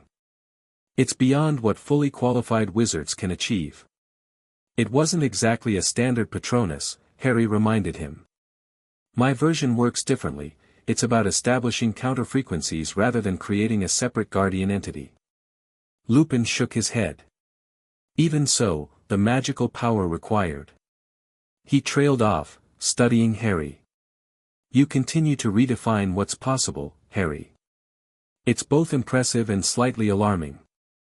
Their conversation was interrupted by Professor Snape, who arrived carrying a smoking goblet.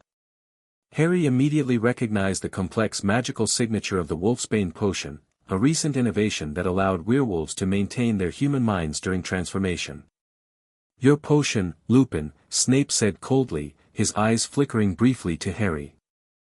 After Snape departed, Harry commented, "The magical structure of that potion is fascinating. It doesn't prevent transformation but creates a bridge between human and wolf consciousness." Lupin nearly choked on his first sip. "You can detect that from the magical signature?" Harry nodded. "Dad's been researching werewolf remedies for years. He believes lycanthropy isn't a curse but an alternative magical state that's been misunderstood."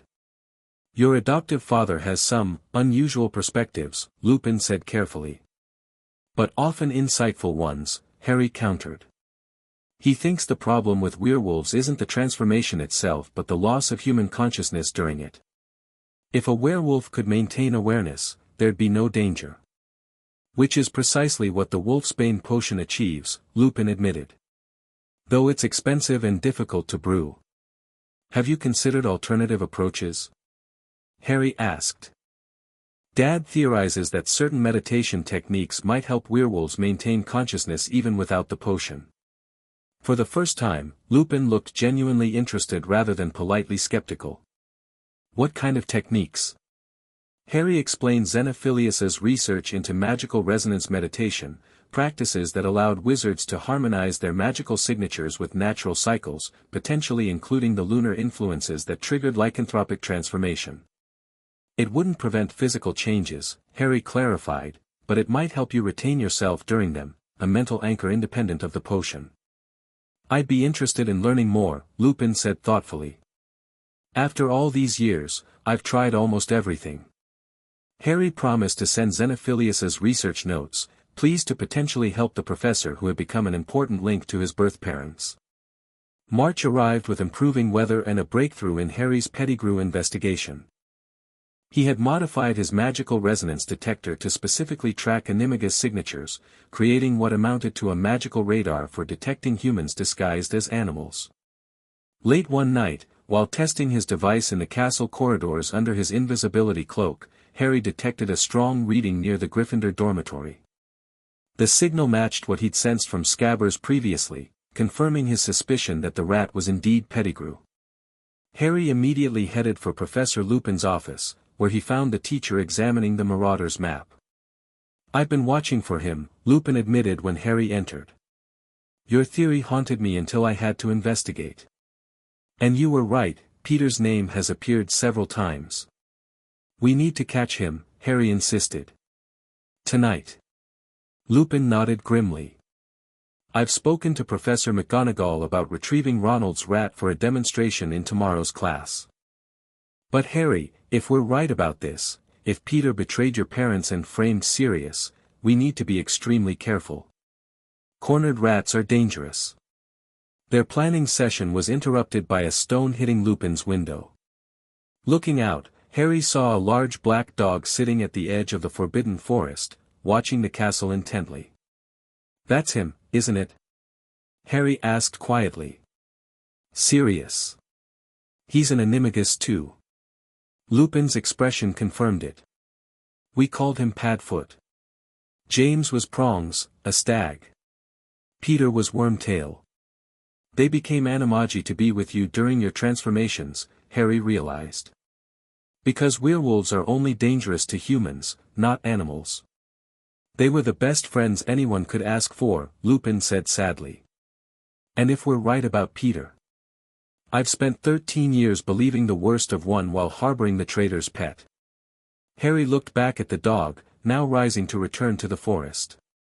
We'll set this right, Professor. Tomorrow. The next day dawned bright and clear. Professor McGonagall had indeed collected Scabbers from a protesting Ron, telling him the rat would be returned after being used in a transfiguration demonstration. Instead, the rat was brought to Lupin's office, where Harry, Lupin, and Dumbledore waited. Harry had insisted on including the headmaster, believing his presence would ensure justice was properly served. Mr. Potter has shared a most extraordinary theory with me, Dumbledore explained to a confused McGonagall. One worth investigating, given the potential miscarriage of justice involved. Scabbers, now confined in a glass jar with breathing holes, was frantically trying to escape. Harry's resonance detector was pulsing strongly, confirming the rat's true nature. The spell is simple enough, Lupin said, drawing his wand. If this is an ordinary rat, it will do no harm. Together, he and Harry cast the Animagus revealing spell. A flash of blue-white light erupted from their wands, striking Scabbers directly. For a moment, nothing happened, then the rat began to grow and transform.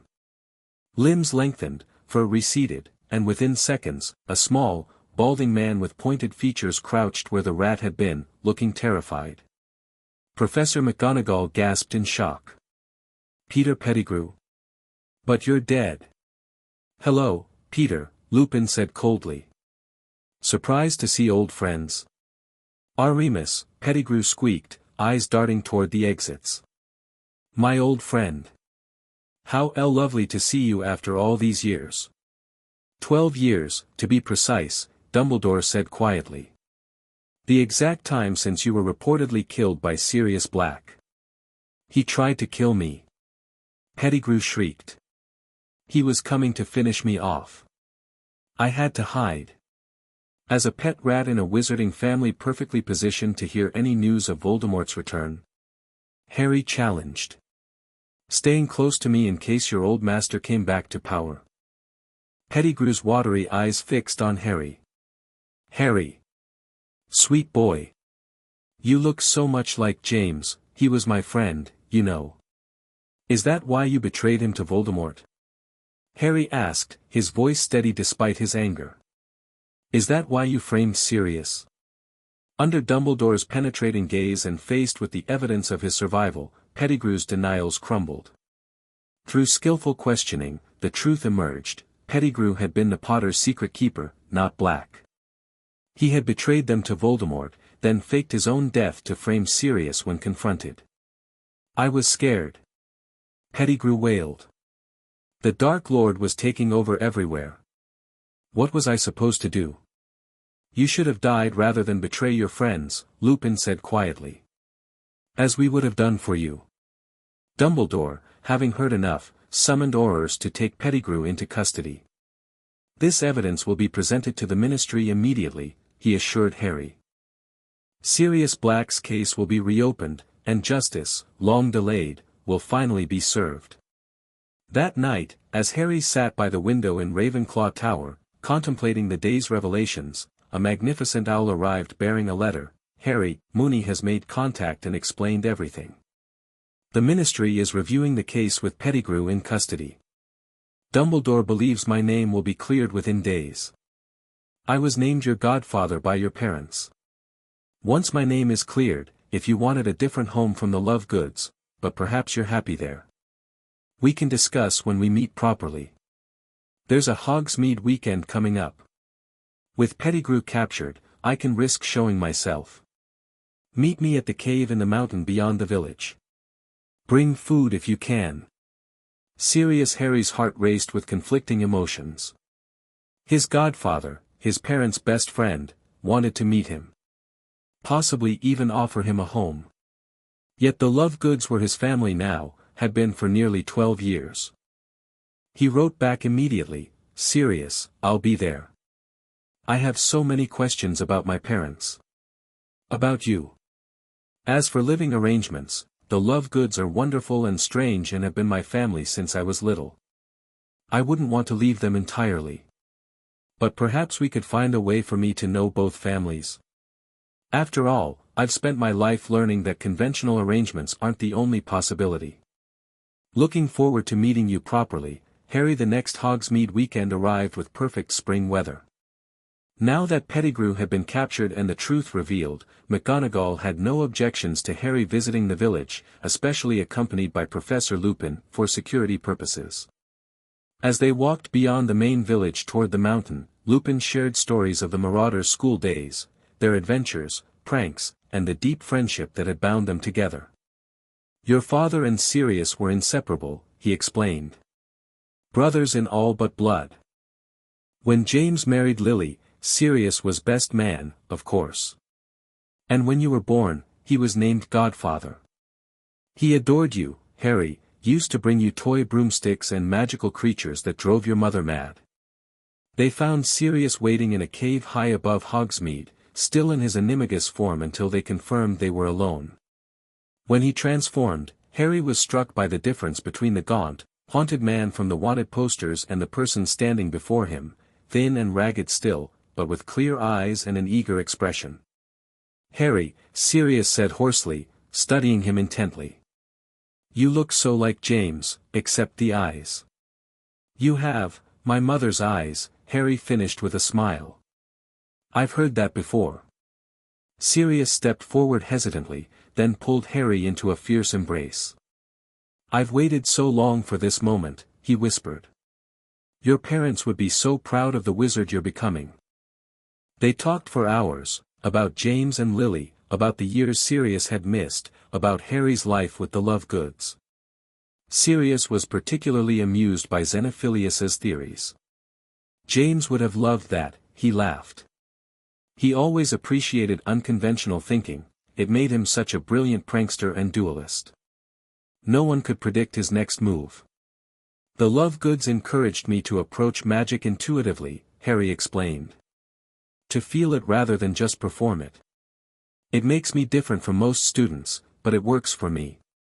Different is good, Sirius said firmly. The wizarding world gets stuck in traditions, afraid to innovate. Your approach might change things for the better. As evening approached, they discussed the future. Sirius's case was progressing rapidly at the ministry, with his formal exoneration expected within days. I've written to your adoptive parents, Sirius told Harry. Thank them for raising you, explained my situation. They've invited me to stay with you all this summer, get to know each other properly. Harry beamed. That's perfect. Dad will drive you mad with questions about your animagus transformation. He has theories about magical resonance between human and animal forms. I look forward to it, Sirius laughed. It'll be a welcome change from conventional wizarding company. As they prepared to leave, Sirius transformed back into his dog form to accompany them partway down the mountain, safely hidden from any ministry officials still looking for him. The sight of Professor Lupin walking casually beside a massive black dog raised a few eyebrows in Hogsmeade, but most students were too busy enjoying their freedom to pay much attention. The final weeks of term passed quickly.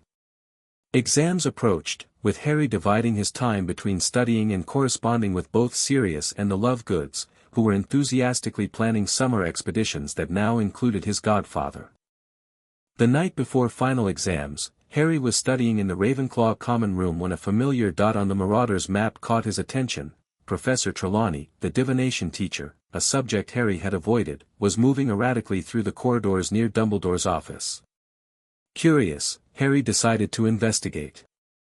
Under his invisibility cloak, he found the professor standing rigidly in an empty corridor, her eyes unfocused. As he approached, she began to speak in a harsh voice unlike her normal dreamy tones. The Dark Lord lies alone and friendless, abandoned by his followers. His servant has been chained these 12 years. Tonight, before midnight, the servant will break free and set out to rejoin his master. The Dark Lord will rise again with his servant's aid, greater and more terrible than ever before. Harry froze, recognizing a genuine prophecy. As Trelawney returned to normal, unaware of what had just occurred, Harry raced to find Dumbledore. The headmaster listened gravely to Harry's account. A true prophecy, Dumbledore confirmed. And concerning, given recent events.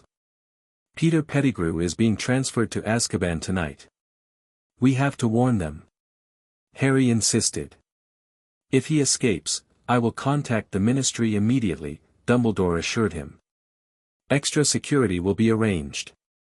Despite these precautions, the morning newspapers carried the devastating headline, Peter Pettigrew escapes during Ministry transfer. The article detailed how Pettigrew had somehow transformed back into his rat form during transport, slipping through his restraints and disappearing into the night.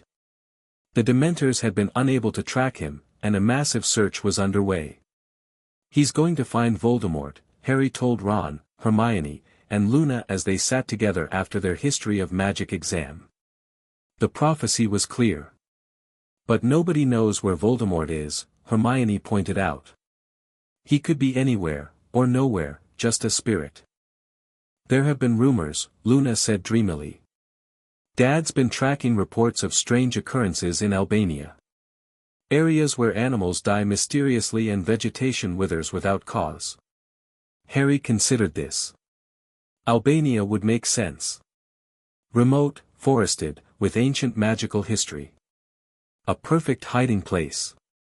That evening, Harry shared Luna's information with Dumbledore, who looked troubled but not surprised.